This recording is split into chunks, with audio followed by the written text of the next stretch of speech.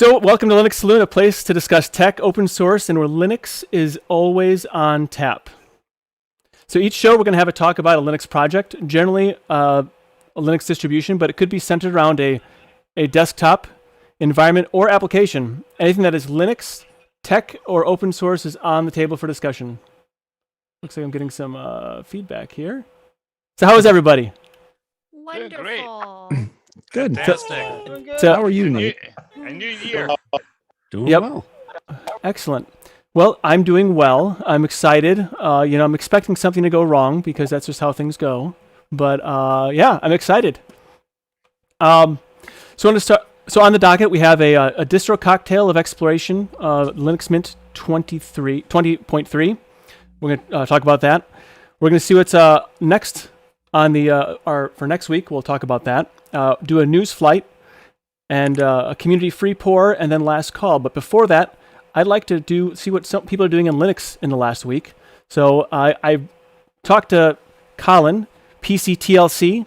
You did a great video on Linux Mint 20.3. Now no spoilers. Let's not spoil the whole review thing. But I want to know, like, when you get into doing distro reviews, what is your process for reviewing a distro? Sometimes it's random, and sometimes I will go to their blog and their latest releases and try and target the best things that's new on the distro and try and highlight those things, because that's probably, I don't think Linux Mint needs any introduction because they're very well known, but it's just good to keep up with what's new. And I also get to experience along the way what's new as well, because to be honest, I haven't tried Linux Mint for a while, and it's one of my favorite distros. So I'm just hopping about doing other things at the moment. So, well, actually, I've been on Pop OS for about 16 months now. It's a record for me. I did see that as your desktop when you're doing the VMs. So that's really cool.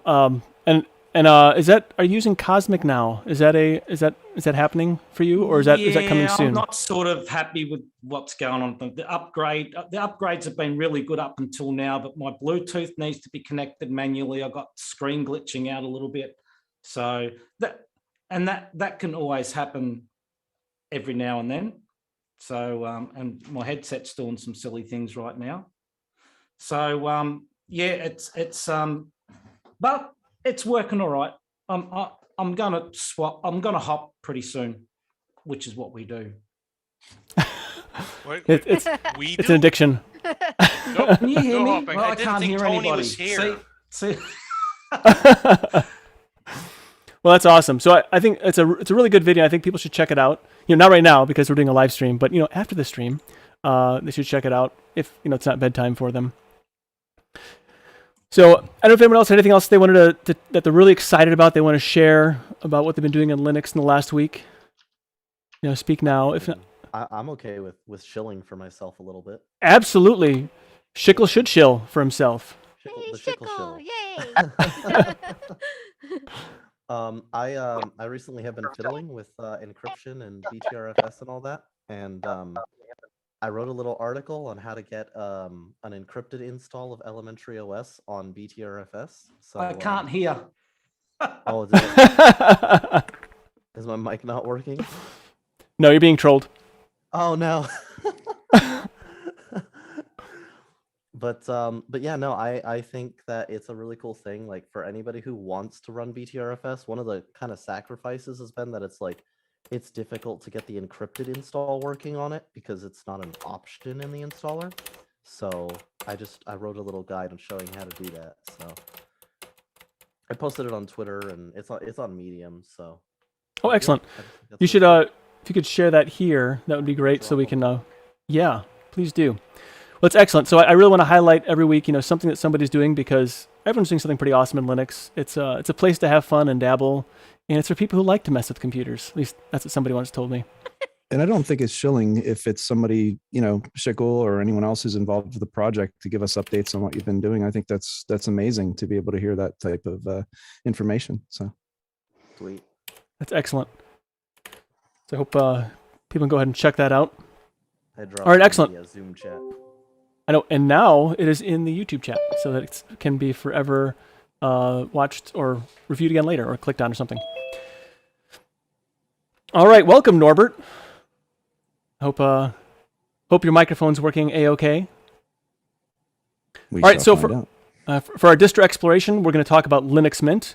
So we have some rules. We have some ground rules here. So the intent is to talk about the different aspects of the OS and discuss the experience after using it. This is a discussion that by which should only be objective and constructive about its product. So non-objective opinions like this is garbage or is not really helpful. Rather, if you say I wish it had this feature or could do something in particular, that would be great because we want to benefit the. We talk about features and aspects to benefit the conversation. So the point is to highlight the positives, but not ignore the lowlights of a project. And remember, whatever we're talking about, it's a labor of love for some, and a lot of people are doing this for free, so let's not poo-poo on it. So there was a distro straw poll, there's a couple of them, and about which version of Linux Mint 20.3 will you be trying? Cinnamon, Mate, and XFCE are the options, or I will install another desktop window manager on top of Linux Mint. So 75% said Cinnamon, which I'm included in that group. 4% said Mate, 20% said XFCE, and 8% said they can put something else on top of it. And that other response was BSPWM. Does anybody know what that is? Is that a Ryan thing? Why's it got to be a Ryan thing? You mean a tiling manager? Yeah. Oh, yeah. Window manager. Yeah. It just sounds like a Ryan thing. Yeah. It does, huh? And then we had another poll that said, how is Linux Mint 23 exploration going? 21% said Linux Mint is amazing. 10% said it's okay. 3% said I'm not having a good time with Linux Mint 20.3. 31% said I'm not interested in trying any Linux Mint. And 7% says they didn't have time. 14, not interested. Another 14 had some other reasons, as I installed the beta for a little while. Really nice, but didn't test drive it long enough for any official vote. So a little bit about Linux Mint. It's Linux Mint really got its fame and fortune from the early days when codecs were not installed. And I know we have a lot of people here who install Linux Mint for the very reason of it being easy to work on. And Linux Mint has kind of been one of those. Yes, Eric. So it's one of those. It's actually one of the most popular desktop distributions out there. Millions of people use it, and it's produced a modern, elegant, and comfortable operating system, which is both powerful and easy to use. So some of the reason people use Linux Mint is it works right out of the box with full multimedia support, which is really where it got its fame from. So until I think Ubuntu, I don't know how long it was ago that they started including the codecs by default. But it's extremely easy to use. It's both free in cost and free as in beverage at the saloon. It's community driven. Users are encouraged to send feedback to the project so that the ideas can be used to improve Linux Mint. It's based on Debian and Ubuntu and provides about 30,000 packages and one of the best software managers. It's safe and reliable thanks to a conservative approach to software updates, a unique update manager, and robustness of its Linux architecture. Linux Mint requires very little maintenance, no regressions, no antivirus, no spyware, etc. So some of those can obviously are points of contention. So we can talk about those in time. I also think it's interesting that Mint publishes how much money they make, the donations and sponsorships. And it's actually interesting to see that I don't know if it's enough to cover all the costs of everything that they deal with, but it's a reasonable amount of money. I think it was somewhere around like $20,000 a month. I might be wrong with that, but it's a for that size user base, it seems like enough people are giving back into the project financially, at least, which is probably part of the success and the longevity of the project. Has why it's been able to persist is instead of sort of hitting a wall like some distributions do when they get larger, becomes more difficult to maintain, and they've been able to grow gracefully and be able to maintain a high quality release. So Yep, I think for a lot of people, Linux Mint was like their first distribution for a lot of people. So I guess we're going to start off by like going through the different aspects of your experience. So feel free to speak up. You can either use like the hand thing, you can wave whatever, and I'll just kind of point at you or mention you, and then you can go ahead and speak. We don't want too much crosstalk, but installation process. So I know, Vince, would you like to talk about your experience in the installation process, or have you done it? Have you done Linux Mint, I should say, because you're not required to do these things. I have, and I've used it extensively for a while. Around the Okay. Linux Mint 18 and 19 days, it was pretty much my first choice of Linux when I jumped back into Linux. I kind of run Linux before, and I found the installation process just straightforward. I mean, they use the Ubiquiti, I think it is called, installer from Ubuntu, and that's just dead easy to use. So no problems there for me. Anybody else have anything they want to say on that?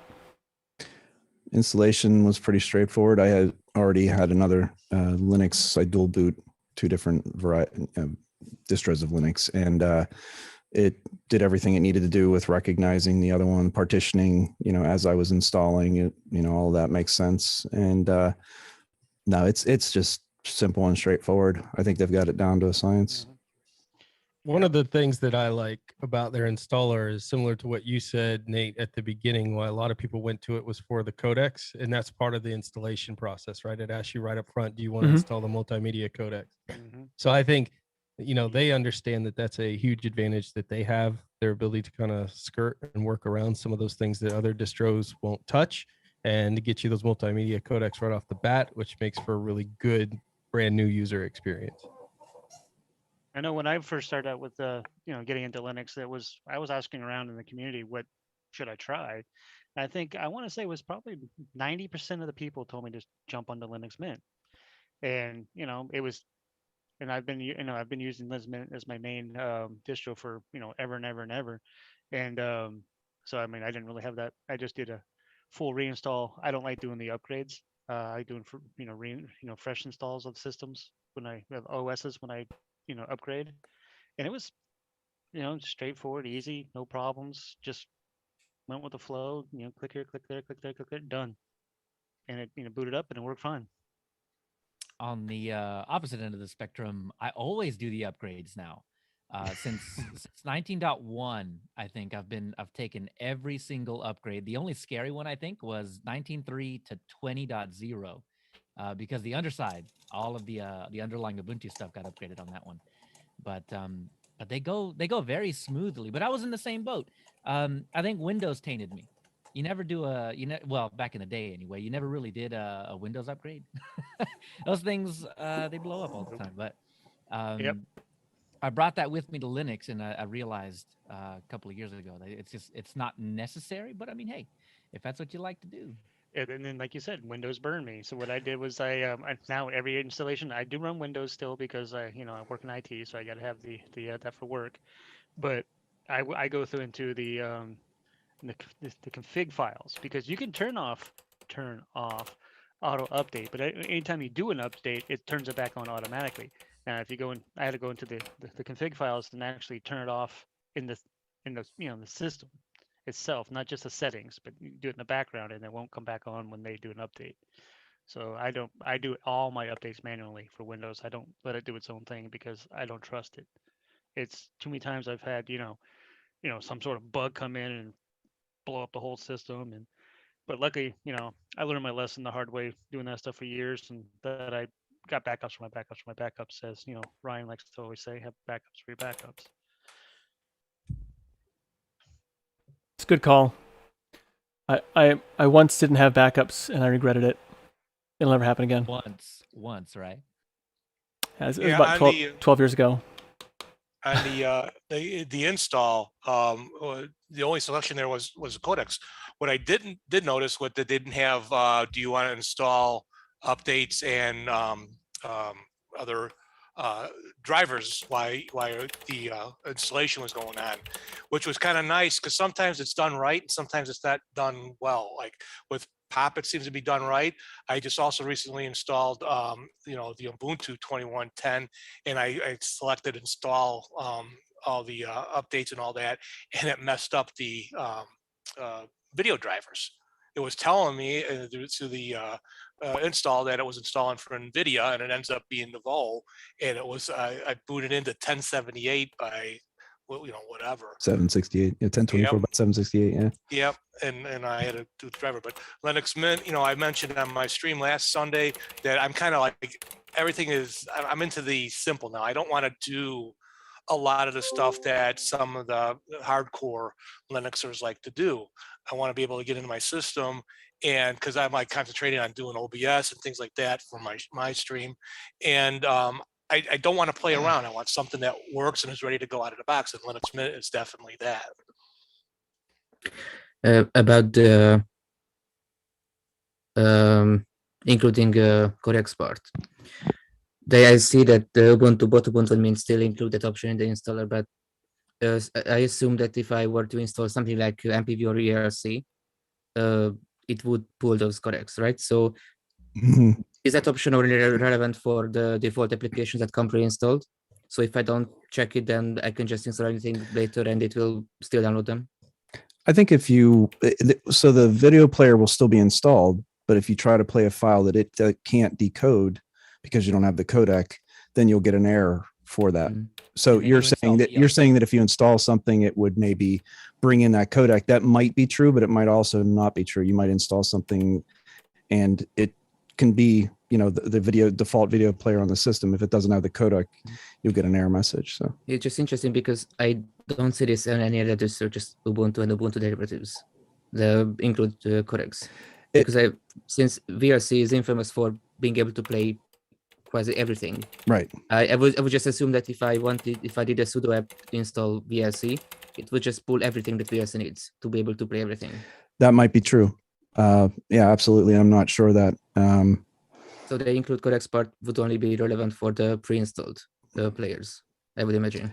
I would believe so. I think that's true. Yeah, because if the codec's installed on the system, then any video player on the system or audio, whatever, would then know that that codec exists in this place and can find it and utilize it. That's a very specific thing to the video player, though. For example, VLC relies a lot on libav, whereas another media player might pull in GStreamer libraries. Right. And so if you install, say, I don't know, something like MPV, right, that will play its own stuff with its own set of libraries that doesn't necessarily translate to another client, or even things like web browsers, for example, like Firefox and whatnot. So it's very specific to the video player itself. Good point. And I think so Nate covered this as part of his introduction, but that was really what got traction from it, was the fact that they made it so easy to get those codecs installed as part of the installation, instead of what you have to do, like if you use, let's say, Fedora, because they only ship free software. If you want any of those codecs, you have to actually go to a third party and install their repository and then be able to draw from there. So it's an extra step. And that's actually not as hard today as it used to be, with actually having to go get all of the codecs. And so, yeah, Mint really made it very simple. I know at the time when Mint first came out, I was a user pretty early on, simply because it did make it that much easier to just get a system up and running that you could use as and Mint's focus too is more on the end user, like very much like a home user. They're, not business oriented or focused. It was much more about multimedia and like the things that people at home are going to be using. They just made the computer very easy to use, that because that was their target. I still think they do a very good job of that with their introduction and the welcome screen. And, here's literally the steps that you need to take to get to know your computer. And it's very good at being that intro, or easy to use distribution. And Codex, was just part of that. Jill, what do you got? About the Linux Mint was the community. I know that I was having some, when I was first getting into it, when I had a lot of questions, I went into the Linux Mint forums and whatnot, and on their, directly on their site, and yeah, it was there were a lot of very helpful people in that group.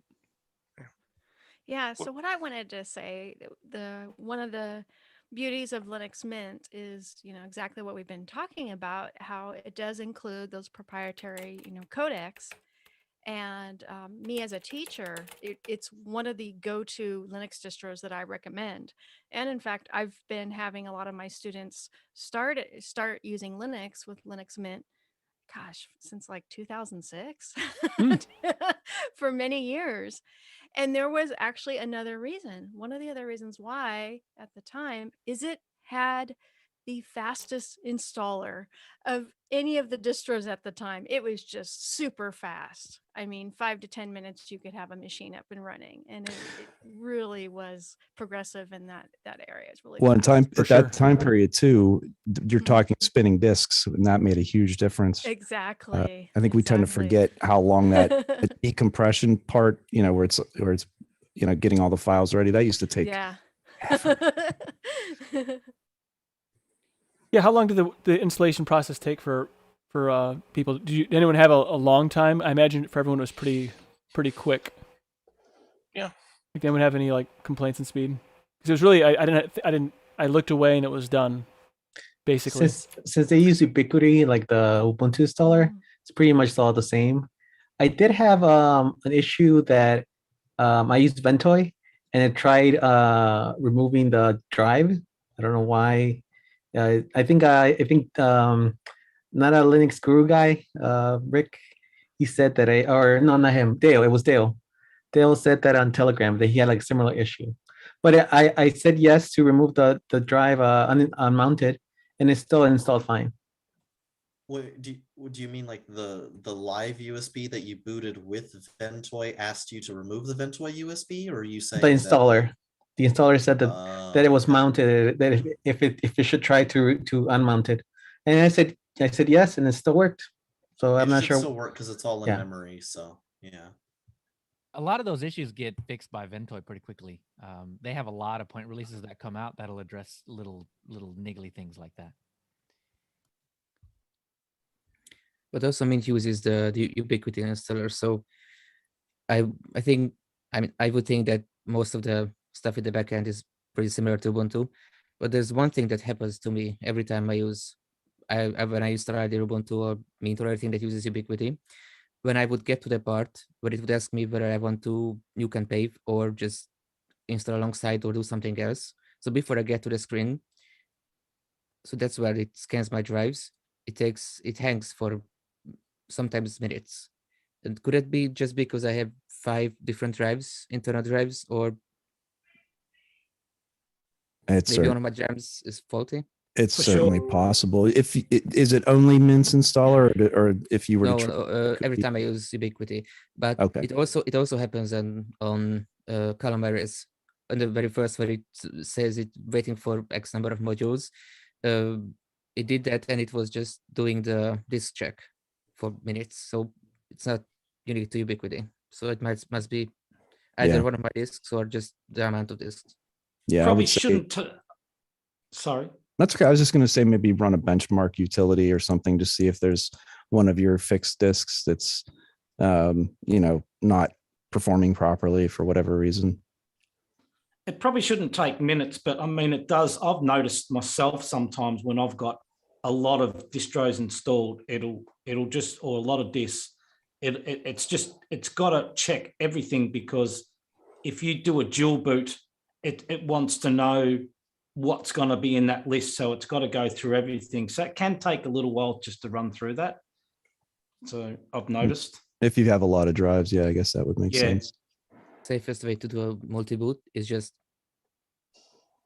not have any distro or any operating system be in charge of the bootloader. So usually what I do is I hear people when they complain about how they installed 3 distros and one of them has the crab. So you on the live system, when you install Ubuntu or Mint, you can from the terminal you can run Ubuntu, you can run ubiquity-b, and that way the installer won't install grub onto the EFI partition. Because if I already have Refined, which is independent from my distro, so none of the OSs have any business touching it, it will just pick it up, and then I don't have to worry about any system breaking the boot menu. Are we talking legacy or UEFI in this? No, example? UEFI, refined is UEFI only. So what it does if is- What it you're does using is it, UEFI, have a single boot for each distro, and you shouldn't have any Yeah, problems. that's what I do. I have a Windows SSD and a Linux SSD, so that they don't. Yep. Yes, they don't interact. talk to each other at all. They don't interact. Yeah, that's correct. Yeah, I have Keeping them refined on separate's a good plan. I have Linux on the. I have refined the Linux EFI partition, but lately Windows been trying to run a disk check and putting the Windows bootloader there back in the first spot in the BIOS menu. So it's a bit weird. Even a different disk, it's trying to be in charge. Yep. So as part of the installation process, you're presented a welcome screen when you first logged into the system. I really liked the login screen. I think it's a great welcome to the system. It gives you some desktop color options. You can go light or dark mode, which I don't know anybody would choose light, but hey, whatever. Some panel layout options, traditional or modern. Gives you some rundown about snapshots. You can launch the system snapshot system. Did anybody set up the system snapshots? I did. Yeah. Okay. So did I. And then the driver managers. And you also had update manager. They had all these things that kind of all your like a whole dashboard of things to know about your system. I really like how they laid that out. Anybody have any other thoughts on that? I want to talk about the system snapshots because I noticed that when I did a system snapshot, it puts like a snapshot system. What is it? Partition in there, and it didn't seem to have changed the size of the disk on the first snapshot. So that was interesting. Is that using BTRFS? No, that was using rsync. Oh, okay. Don't be so disappointed. Sounds like there wasn't a real. That sounds like there wasn't a real snapshot being made. Yeah. Because if it's doing rsync, then it's doing a total copy. Yep. It was the very first. It was the very first snapshot, though. Yeah, it doesn't matter. If it's rsync, it's a total copy. Yeah. Oh, okay. And then Right. subsequent copies might take less time because it's just just going to back up the things that have changed. But that first one should be a full system, like you say. Right. What I found interesting was it was actually by default set to 5 snapshots a day. But that sounds like a bit too much, don't you think? 5 snapshots a day? Yeah, that's overkill. It's excessive if you're using rsync and it's kind of punishing to your disk. But if you're on Btrfs, like Fedora or OpenSUSE do by default, and you have time shift set up this way, then it is not enough snapshots if you want to be particularly paranoid. And snapshots are super cheap. The only real downside to snapshots is that they lock the used disk space in place, right? So the stuff that you actually put in there don't ever get deleted in a snapshot, and that space is claimed, reserved forever. And so that can make some applications that aren't aware of how to deal with that give you weird results for like free space calculation and whatever. But nowadays, Btrfs does a better job of lying to those tools. So usually you won't be. All file systems lie. It's a question of what kind of lying that they're doing and whether it's good enough. Yeah, so like if it's Btrfs, then 5 snapshots a day. Actually, like I know of tools that do 5 snapshots in an hour or something more frequent than that. With Btrfs, it doesn't matter. But with rsync, it's murderous, basically. Just give me an external disk and I'm fine. Well, the external disk will get punished too, right? Because like if you're doing rsync style, it doesn't matter whether it is on an external disk or whatever. The I/O that you're taking, that you're pushing onto the disk, that is writes and reads and whatever, and that wears the disk down. And the more you do it, also you're reserving I/O time that you could be using for other things like running your desktop, using an application, those sorts of things. So that's why the rsync method is particularly inefficient and painful, and why if you're gonna do this kind of thing, you probably want to be on Btrfs. Now, is there a Sorry, Btrfs option for Linux Mint? Does anybody know? Like, is that a thing that would work well? If I remember correctly, they use a fork of Ubiquity for their installers, so it should support setting up with ButterFS. Leo, do you yeah, know that it does? It does. I Okay, have it set yeah. up that way on my desktop, so Yeah. you can, if you want, like, if you want all of the crazy subvolumes, like you want var and all these other things out in their own subvolume, you've got to do that by yourself. Oh, But, ouch. yeah, yeah. But by default, it'll separate boot and root. So I mean, at least you got that going for it. How would manually setting up the subvolumes work in Ubiquity? I mean, Well, while they're running they have a fork of Ubiquity that's kind of further back in the past. I don't know if they've got any of the updated code that has been written over the years for it, because I know that Ubiquity got some work on this before Canonical decided to shift to doing ZSys with ZFS and stuff like that. But like a lot of that logic was basically the same between ButterFS and ZFS in newer versions of Ubiquity, and now they don't even do Ubiquity anymore. They're doing that new Ubuntu desktop installer thing where they're rewriting all the logic, and God knows what it's going to do. But it, like Anaconda and Yast, and I think even Calamares now actually has some decent logic for being able to set subvolumes at install time if you want to do that. But I don't know about Ubiquity in Linux Mint. It sounds like from Leo saying that it's not exactly in the greatest of shape beyond like the default setup. yeah, One of the probably things just- that I noticed was missing from Linux Mint that I was surprised because they've been around so long that I couldn't find it, at least, was in the installation process or in their manuals themselves talking about accessibility. They have no documentation I found for accessibility in there, and for such a long-standing, well-supported distro, that would be something I would love to see them make more clear. At least I couldn't find it in any of their installation guides clearly. It's something we get a lot of people send in notes to us on Destination Linux constantly about, can we remind developers when we have them on about accessibility? Can we make accessibility a thing? Because we have a large amount of the community that have certain disabilities that don't allow them to install some of these, or they don't know what options those particular distros have. So that would be something neat to see them add soon. So A11Y, I'm going to use that to refer to accessibility because it's faster and it's not ambiguous, unlike the word accessibility. Ironic, weird, I know, but like A11Y in Linux distributions tends to be split along the toolkit lines and like the tooling.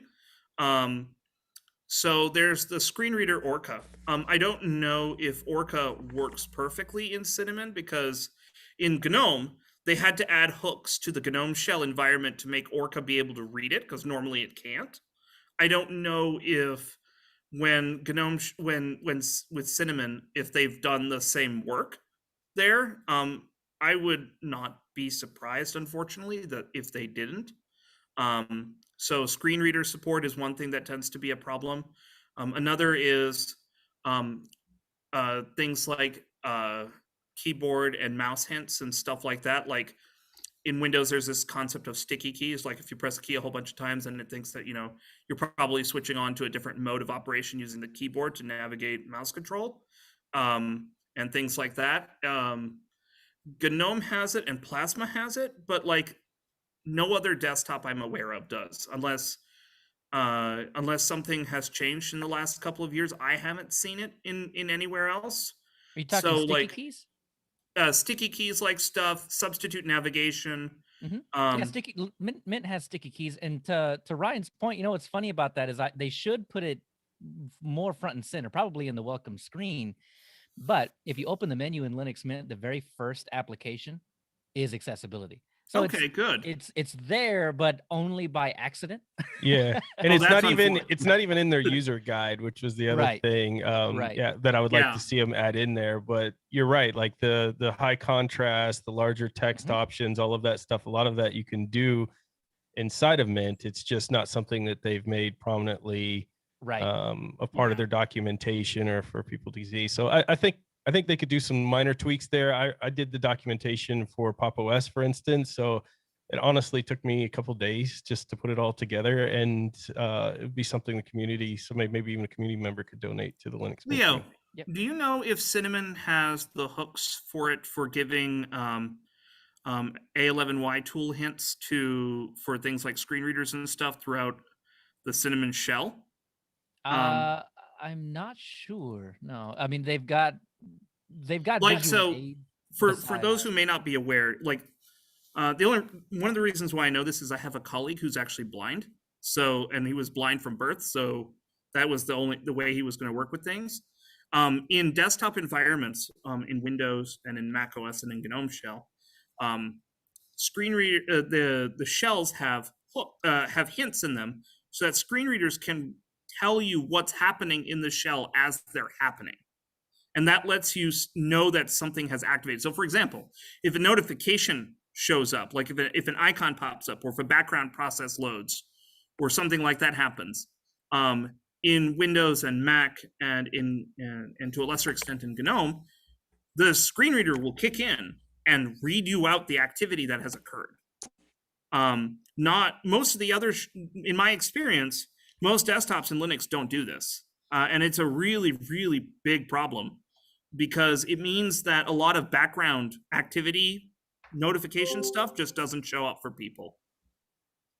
I'm not 100% sure. I mean, I don't need to use the screen reader myself, so I can't say I've even tested it, but it's there, and it when I turn it on, it yells at me and tells me a lot of stuff. Okay, so it might actually work. Yeah. The screen reader does work. I tested that out on real hardware. It does work, but cool. But when you do the when you set it to switch it on with the shortcut keys, for some reason it doesn't work straight away. So a couple of times it didn't work, and then eventually it started working. So I don't know what the issue was there. Okay. But once it's working, it just continuously tells you what's going on the desktop for sure. I'm curious. I want to just ask here, because we could talk about screen readers probably all night. But who here installed Cinnamon? You can show by like hands, or if you want to put on the little hand thing. I don't know. Okay, Cinnamon. All right, most people Cinnamon. Jin did not Cinnamon. Me. Das Geek Cinnamon. Okay, since Ryan. Okay.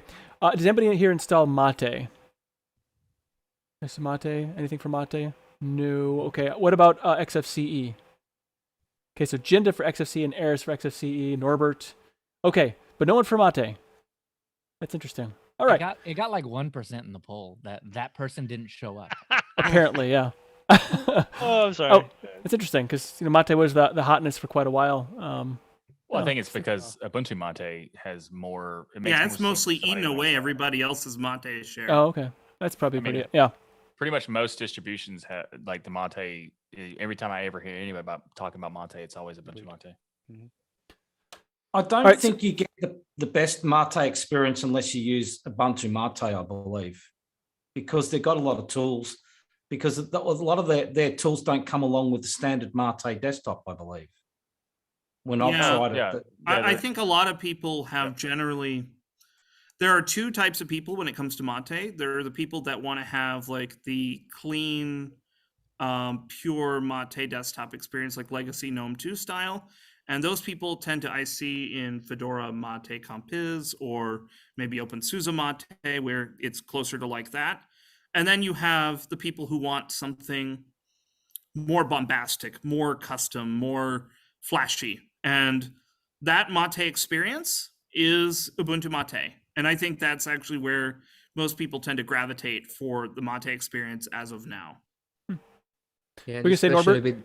with how much work and effort went into the latest release. So Ubuntu Mate 21.10. Especially how they revamped the theme.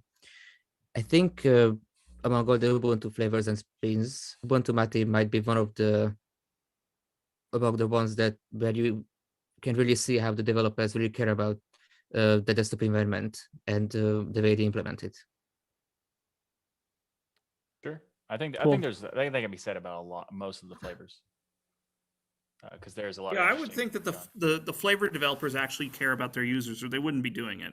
Because like sitting through the Ubuntu Devel mailing list and reading all the crap that goes through on that list, and like, some of the stones that get thrown around as part of being a flavor developer, like you wouldn't put yourself through that unless you really wanted to serve your users. So like, the props to them. I didn't say the others weren't good. I meant that Ubuntu Mate feels especially welcoming. Well, not welcoming is might not be the best word, but caring. They're for certainly the the- most advertised and most noticed of the alternate Ubuntu flavors. That's for but sure. it's basically Ubuntu Classic. I don't actually agree there because Ubuntu Classic looks nothing like Ubuntu Mate today. Like you're talking about Ubuntu Classic, that's 20 years ago. Ubuntu Classic was what GNOME 2. GNOME 2. That's what Mate upstream looks like. And that is not what Ubuntu Mate looks Yeah, like. And, Ubuntu Mate looks like a much more polished version of Mate. mm-hmm. Yeah, if you want to go back to what Ubuntu looked like in 2007, then that's what regular Mate would look like. Right. So as far as the application selection, I don't know if it varies between Cinnamon, XFCE, and Mate. I don't know if there's a lot, how much variation there is because I only installed Cinnamon myself. But if you were to install, or after installing Mate, how was the default application selection? Did it meet your needs? Did you was it lacking? I haven't heard from Jinda. I don't know if you had anything that you want to say. No, everything went smooth with Mate. I was very happy with Mate. I didn't see anything that should have been installed pretty much out of the box. I think everything you needed was pretty much there unless it was something, Random. you would have added to any other distro. Okay, I don't know if think Vash. I think the defaults are the same regardless. Okay, I didn't know if they had any like variations between them. I think they shipped the what is it? The X apps, I think is what they call them. Right. That's why they I think did the they X ship apps. those everywhere now instead of because I know that they started removing the desktop specific apps in favor of the X apps for them because they didn't like the regular ones. But I think those are now common across all the Linux Mint variants. So do you think an IRC client is still necessary to have it installed by default? I'm sure Leo probably thinks so. If that's the primary way that they take support, then yeah. Oh. Is it? Is the primary way? Don't talk to me. Talk to Dan. Dan's got what is it? I might have a few IRC channels, in my bouncer. I think it's pretty important. But yeah, for Linux Mint, I would say it is definitely important. They do most of their support, primarily through IRC. I did when we tested Linux Mint way back earlier in the show. I did join their IRC and it was quite active. So it was one of the more active IRC channels I've been in. So I think it's important. Not to be else, there's the forum, which is also super duper active. Sure. But if you want real-time support, which, right. Which is that's generally the what way to people go. want. Right. Not to be that guy, but Go ahead. Go ahead. Okay. with Mint being focused on the average user and IRC being the opposite of average user, isn't it kind of weird that is their primary support method? Oh, I'm not saying it. Something else couldn't be more modern and perhaps a little more user friendly. But they've got an established, something established currently, right? And so they don't tend to change things a lot. Their users don't That's ask for true. that. Although their website has been vastly improved. I am so happy they changed their website. Yep. My Okay. goodness. It is very nice update for their website. However, to say they don't change stuff a lot, it did take them 13 years to change it. So still accurate. Well, at least they did it. Better late than never. So that's true. They might, right? So the IRC thing, I think we're kind of harping on that a little bit too much because on the website they do not actually put it there. It's the installation guide, which is a documentation on how to do it, user guide for pretty much everything else, and the forums. The IRC forums. doesn't actually get advertised as that. It's just that the more IRC inclined of us tend to just gravitate there if that's Actually, if I that's see what- IRC on the website. It's right there. Oh, is it there? Yeah, it is. Well, I if you think it go would onto the also- top right, hover over links where they list all the things. IRC chat is right there. Oh, Yeah. but not under support. So if you go to the very bottom, you see support. IRC is not listed there. Not saying that they don't take requests on GitHub. They don't talk to you on Facebook or Twitter or IRC. They do all that stuff, but it's not there as a central support. This is where you go to get help kind of thing. Yeah, they even have a Discord. They're down with the Yeah. times. Oh, Down yeah, with- honestly, yeah, I think it would when- make more sense if in a communication window, like where it gives you options for ways to contact whatever community, if it just kind of like clicking on one of those would install whatever necessary client was needed. So like if you did decide to choose IRC, it would just install the IRC client, but shipping it by Well, default, I so don't think. makes don't they sense. have a do with web? that- I mean, so they probably have a web version, They web could right? probably just do a works, web yeah. UI instead. They do. They use that. So they have HexChat installed by default, which is an IRC client.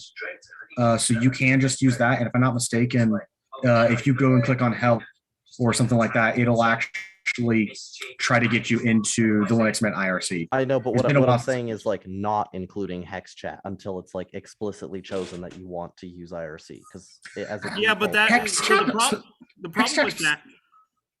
HexChat specifically, I don't have any issues with them including by default because it's open source. It has other uses.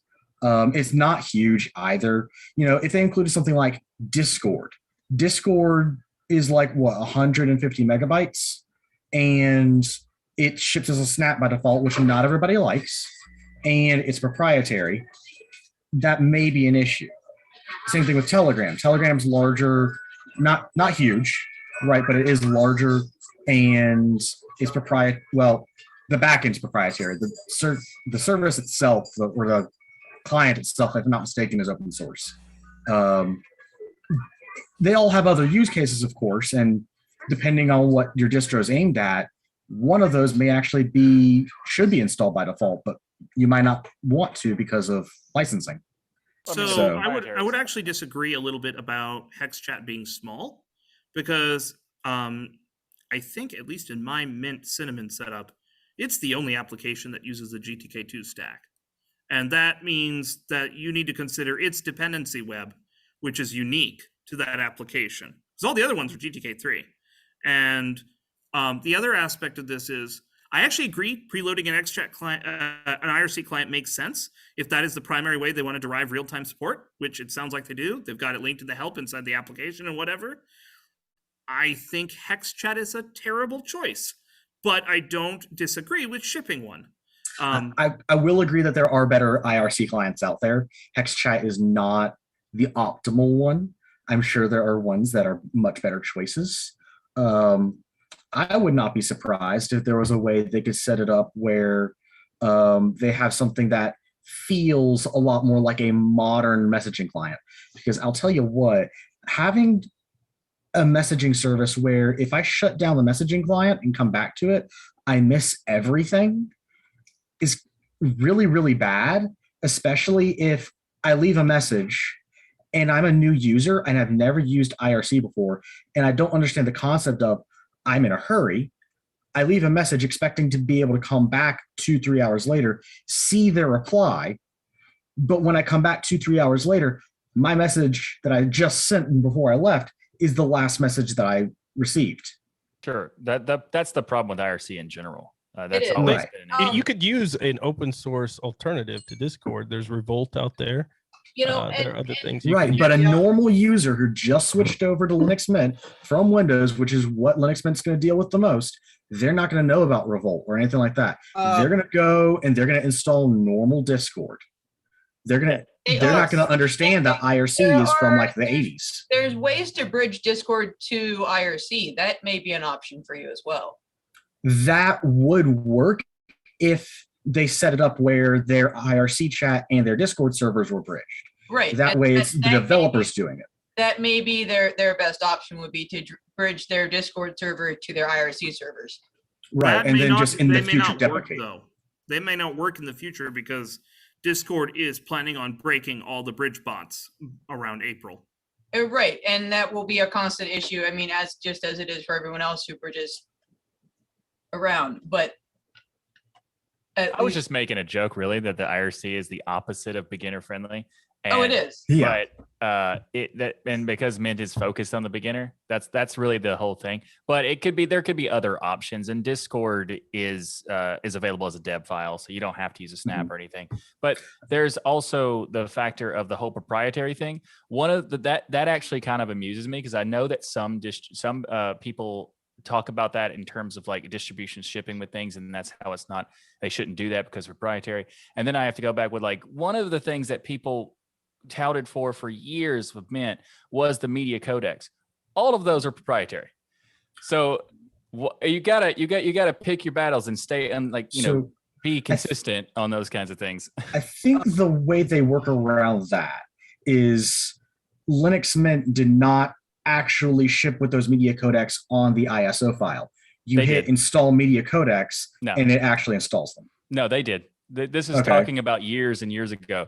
They were the first to do it, and they did include it on the ISO, and this was years ago. This was like 10 years ago, and it was just there. Now the current thing they're doing now is the exact same thing every Ubuntu derivative does, and every Ubuntu flavor does that has ubiquity, because there's a checkbox that you just say thing, and it's just because that's how Ubuntu does it. So the thing that Mint does in terms of the media codec is not something they do anymore. All Ubuntu flavors, as long as they use ubiquity. If they use it like Calamares, it's different. But if they use ubiquity, they all get the same. Check the box, install the codecs. If I remember correctly, Dan, Ubuntu uses Calamares. Don't you have a way of doing the whole like media codec installation with that? No, we don't. Although Calamares does have a license, basically module that you can agree to those things, and it can install that stuff. So there is a way. So Ubuntu Studio also it uses Calamares as well. Then it's very unfortunate if they don't actually install codecs for that one. But some of that stuff's already installed anyway, right? You don't. It's included in there. So most of the things that get installed as far as proprietary, when you click the box, are actually NVIDIA drivers if you need them, and things like that. Not so much the codecs anymore, I don't think, are the issue. Yeah, most are not even necessary anymore. Like MP3 is automatic regardless of distro. Right. Yeah, exactly. there are a lot of codecs now that are open source, like not just MP3, but FLAC itself was designed to be open source, and that's something that audiophiles are going to use a lot. I don't know what all else. I think OGG and Vorbis are both open source as well. They're not. Yeah, I want to hear from James. An issue as it was 5 or 10 or 20 years ago. Right. Yeah. I think James wanted to say something. He had his hand up. Oh, yeah. Go, James. Oh, he's muted. Yeah, you got to unmute yourself in the old Zooms. All right, Until then, let's go with Vince. What do you got, Vince? You've been patiently sitting there. That's because I'm a great listener, Steve. You see, I wait my turn. I was speaking of user friendly with Linux Mint. I was hoping to give a bit of a shout to something that I think is unique to them, which is their Mint Update Manager. I've seen that evolve over the years a little bit to something that I really appreciate a lot. And if anybody who knows about family tech support knows that when I gave my mum Linux Mint after her having so much issues with Windows, it was so easy for me to flick on automatic updates in Linux Mint. And this is back on 19.3 with Linux Mint. So that was December of 2019. I have had zero tech support issues, calls from her in all that time. And whenever we go over there to have any family gatherings, dinners and whatnot, I will check a computer and it's up to date. So it just works and I love it. And I think it's unique to me and I really appreciate it. That was what I was going to chime in with. That's good. And James, are you, what you got, James? Okay, so can y'all hear me well? Yep. Okay. So I keep on hearing the conversation of proprietary brought up, and over I keep on thinking the same thing. So I understand on one hand, people want to have non-proprietary alternatives for everything. But if we're going for a user-friendly desktop, not like y'all mentioned that not everyone knows what Riot and all of the other things are. So giving them an option to install proprietary stuff such as Discord or whatever, or have it pre-installed even, I think that might be a good choice as well. Like focusing on non-proprietary isn't inherently like user-friendly. That's what I'm saying in some cases. I think that people take the non-proprietary too far sometimes, and I agree with your statement of saying like they shouldn't be, vilified for having non-proprietary easy access or having proprietary easy access stuff or things like that. I think the issue is more along the lines of whether it is provided by default or not, solely because of how much space it will be required on the ISO to do it. Because right now I think it's like less than 2 gigs. And if you put in a bunch more stuff that's, those typically giant files, especially if they're Electron based like Discord, I have no problem with Discord being there by default. But it is going to take up a lot of space on the ISO if it was there by default. That's all. But I actually have no problem at all. I was actually going to mention also if you actually loaded up Hex Chat and tried it, you would notice that it gives you a username automatically and dumps you right into the Linux Mint help room, whatever. Oh, Jason, you got to give it a thumbs down. You don't like that, huh? No, that's okay. We can always change it later. You can install another client if you want to have your own stuff. Anyway, so I noticed that like I'm not registered as when I loaded up, it was automatically registered me as Cubicle Nate, and I was right there in the chat room. So I thought that was at least user friendly. It may not be the most user friendly method, but it was really easy just to get right to being able to chat with somebody. So I just want to put that out there. We have to keep moving. So as far as any applications that were added, did anybody have to add any applications? So I hear Discord, probably one of them. I would have had I didn't see Caden Live. Do you know if anyone had or was there video editors in here? Anyone had any? It's not installed by default. Okay, but I was just like, what did you have to install if you were going to use Linux Mint? What had to be installed? Norbert, you got your hand up. What is that? Well, I think it's already there because something that's pre-installed on every operating system basically, and something that everyone's familiar with is the browser. And someone did mention maybe the Mint team should develop a web-based UI for front end for IRC channel, and that might be the best option because the average user might not know what an IRC client is, but if they could have a simplified web UI that they could reach or communicate with people on the IRC through, and I think they refer some when they want to through their website. You get to that if you go on their website and you go IRC like for help.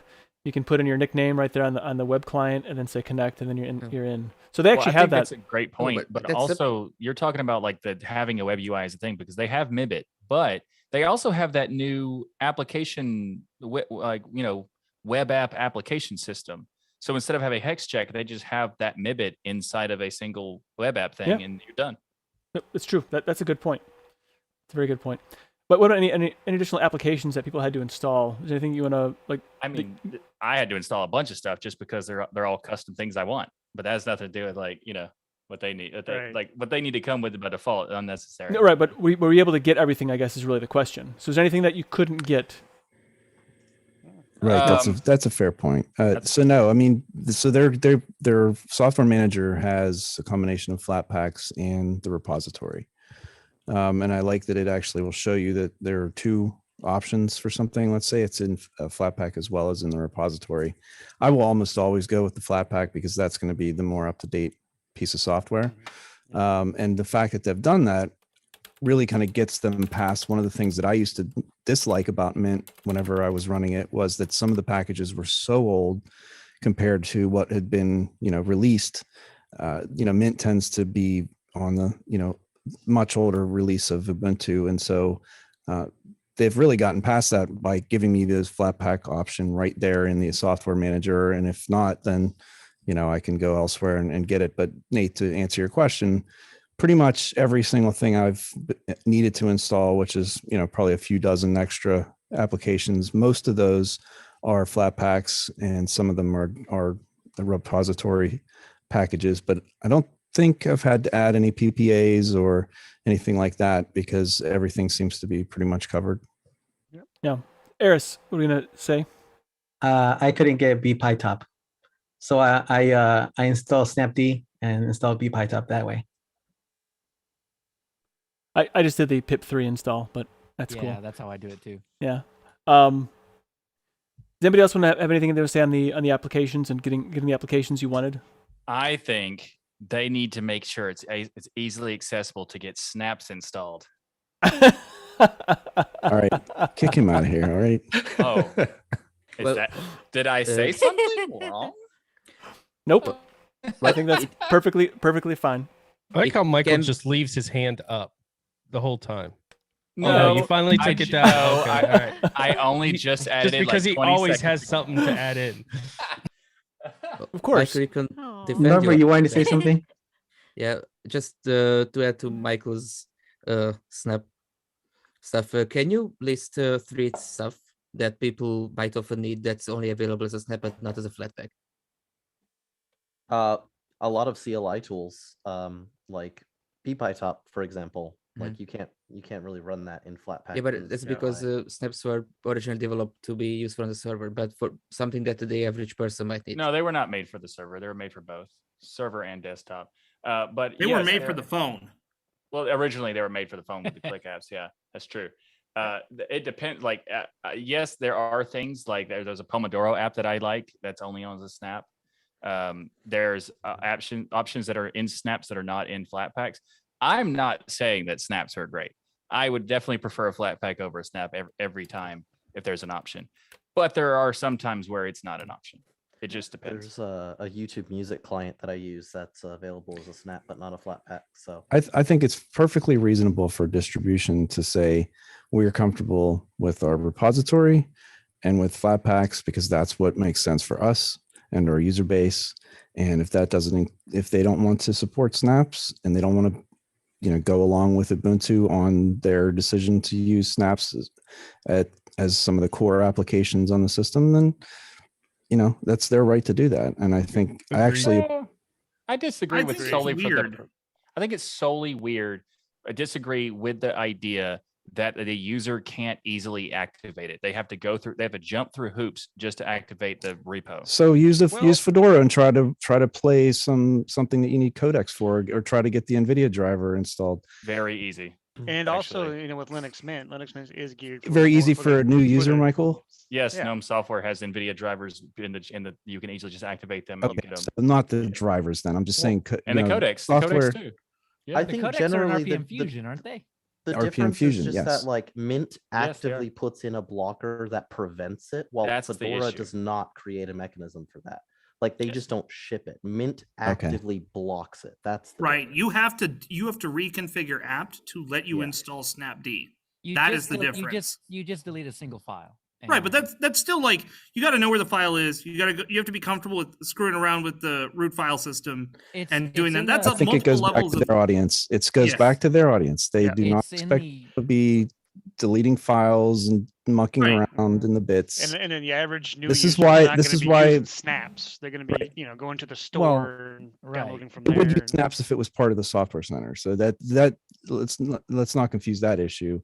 Whatever's, if they go in the software center and search for something and it comes up, they're not going to know the difference between a Flatpak and a package. That's a complaint I could have.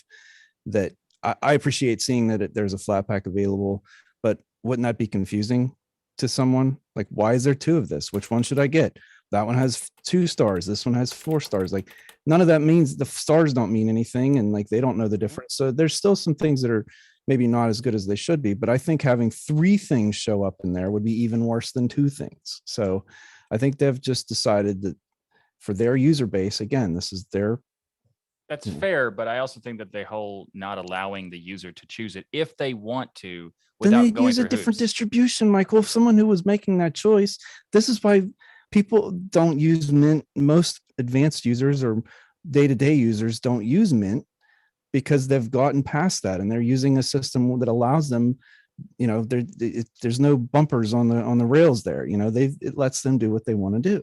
The way I see it is they could have it so it's blocked. You know how like Chromium and I guess Firefox is going that way. It could be blocked by default, but as soon as you, let's say, go into the into the terminal at least, if not the software center, and install Snapd, it should just automatically work because you're doing it yourself. So I when guess you I do guess that, that's the difference. So when you do that, what it does is it gives you a link to the documentation, and that documentation explains exactly what it is that you need to do, which is copy paste a command and then apt install Snapd. That's all you have to do. I really don't understand the saying that they are preventing you from doing anything. They tell you exactly how to do it, and you don't even have to reboot. It takes less. They just than don't 1 want it by minute. default, and they've That's made it very exactly correct. clear why Clem made it very clear why he doesn't want snaps or want to utilize them or support them. Made a very clear statement about it. I think it's fair. He It's his did. distro. They can do what they want. He was Yeah. wrong with his It's a speed statements, bump. They're but not he was- stopping you from doing anything. Can I be Doesn't that matter. guy? It's just- Can I be that guy who says I like how Pamac does it, which is the little toggle switch for flat packs and snaps? Of course, Arch Easy. does it the best. Wow. Exactly. Exactly. Well, Arch Yeah, doesn't make Ryan. Pamac technically, but I do want to say that I did learn something that's very valuable. While we're going to maybe agree to disagree on certain things, I will say that thanks to Norbert for asking them that question, I found one of the things I installed as a snap is now available as a flat pack, and I'm going to switch it. Well, there you go. Thank you for bringing that up. I will also concede, in fairness, as somebody who typically defends platform decisions, that Mint does sort of have the sovereignty to make the decisions for how they design their system and what their priorities are. So, like, I totally agree with that. And Elementary OS. yeah, exactly. I was just thinking about that. I was like, I can't really like criticize Mint for that when there are also some other strict restrictions on some of my favorite projects. Fedora is also a bit strict in a way because since Fedora 35, it asks you whether you want to enable non-free repos when in initial startup. But as far as I'm aware, it doesn't enable either RPM Fusion or FlatHub. It just enables a curated set of Flatpaks. For example, the NVIDIA drivers. And a curated set of RPM Fusion. Yeah, but I think it would be a really good step in a good direction if they also had an option built in without ever having to touch any command line to enable the entire FlatHub and RPM Fusion. Because whenever I install Fedora, the first thing I do is I enable RPM Fusion and FlatHub. I agree. The only issue is that there's, the legal ramifications of some stuff. Yes, but if they don't have to include any of that, if they just ask the user, would it also be complicated? Well, I mean, it's complicated in the sense that they're offering the connection. If they make it super easy, there's a gray area kind of thing.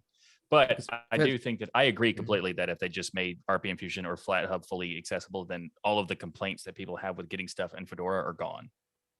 Fedora is on a really good track to becoming the new Ubuntu.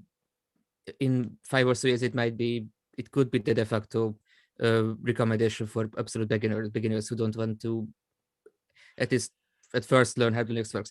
But this is a huge bottleneck because the average person might need a lot of stuff that's only in RPM Fusion or FlatHub. I think that's fair. Jill? I think that's an interesting statement to make. Go ahead, Jill. Oh, no problem. But yeah, we were talking about applications, and one of my favorite new ones they added was Thingy. It actually gives you quick I love access. that name too. Yeah, quick access to your recently opened documents and keeps track of your reading progress. And I had downloaded a couple really long PDFs and was playing with it and am enjoying it. That's cool. Yeah, it's a really nice addition actually to the distro. It's a great thingy to have. Yeah, it's a great thingy to have and good for new users. And to be clear, in the back end, it's called Thingy, but when it's presented to the users, it's called Library.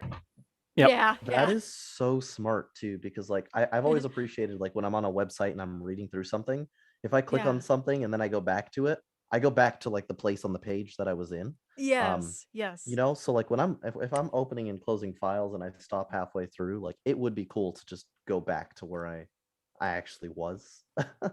Really good That's for so people cool. who do who have a lot of ebooks and stuff too. Exactly. And that's why I was enjoying it. I'm like, I have another option other than using my Kindle, so this is cool. Awesome. Can it do ebook and comic book formats EPUB. like EPUB and CBZ, CBR? Yeah. Cool. Colin? Yeah, I just wanted to come back to the software center of Linux Mint and the Snap conversation. One thing I do appreciate with Mint is they have the flat packs, but when you do a search in the software center, they're not biased to flat packs. They bring up everything in the repos. Unlike a lot of distros today using snaps, they seem to bias to a lot of the snap installs and ignore the repos. Yeah, And that's a good point, Colin. that frustrates me big time as well. And the only time you can really install from the repos is using Synaptic or the terminal, because you won't find a lot of things in the search. That's an interesting point for the snaps issue, but I would say that I'd be okay if a distro chose Flatpak as the first option because Flatpaks are awesome. So, you know. And especially that if the context. base can become out of date, for example, Ubuntu LTS based distro. But if you install snaps on Mint, can you search for them in the software center? Do they appear, or No. do you have to go to the Use the command line? Snap store? They won't appear at all. They're not integrated anyway. There's something interesting with Fedora because when I'm not sure if I did something wrong, but when I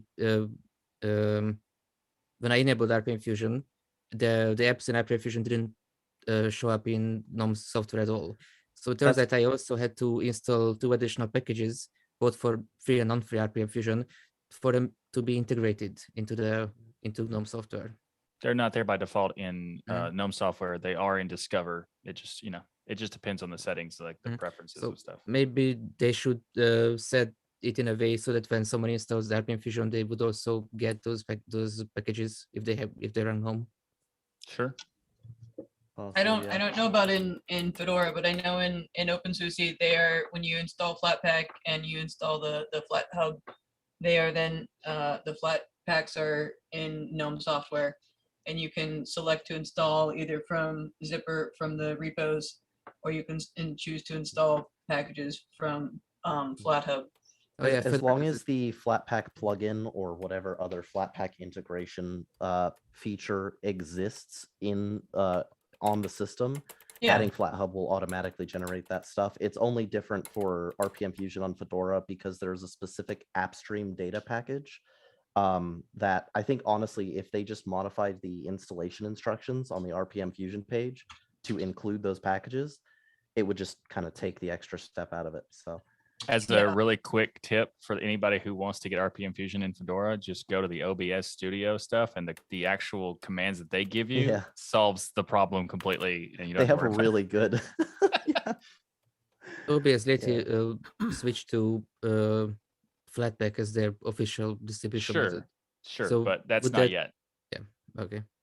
That's the Trying next version. not to be a critic, but I did have one slight issue with the update or the software sources thing. Whenever I go to do updates, it'll ask me if I want to switch to like a faster mirror or something, and that's super duper cool.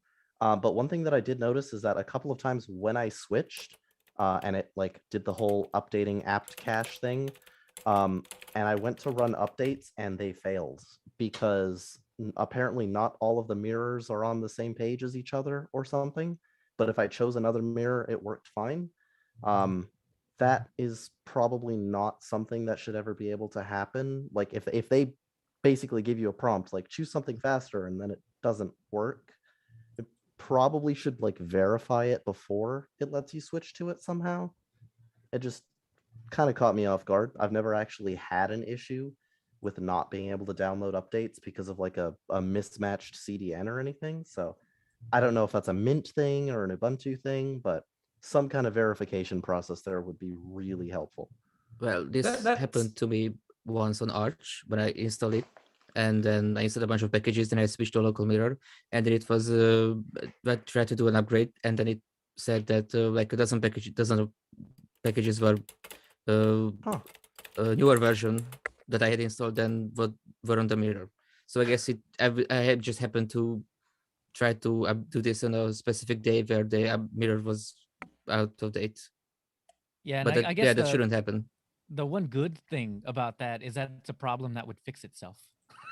That's true. Tell you how fast it is, and I picked the fastest one because And it my still didn't application is work. Sonic. It's That's always interesting. Evo wise, isn't it? It's always Evo. It is Evo wise. I was like, where are they? They're so quick. Yeah. You know what? One of the cool things is if you don't need the actual speed, go with HeNet in Ireland. That is the very first mirror that ever gets anything. Oh, that's a good tip. Thank you. It's good to know. All right, just I want to keep moving things along. We're going to talk about general user experience, and in that, if any areas you found difficult. So I haven't heard from Vash. Vash, did you install Linux Mint? Or maybe he's not there. I did not. But, I did not get okay. a chance to install. No worries. Anybody here like who hasn't spoken? I know Daniel. I haven't heard from Daniel. Let's talk about I Bill. didn't install it either. Okay. How about you, and Bill? Bill? I don't know if he installed Linux Mint at all. Or Scrapjaw, or anybody who hasn't spoken. I think pretty much everyone has spoken here, which is good. Or even Jinda, he hasn't spoken in a while. Anyone? Like your general user experience, what did you think? So I did notice like they have rounded the corners a little bit on the top. It looks nice. It's pleasant, at least in Cinnamon. I don't know how they did if they did things in XFCE or that other one, Mate.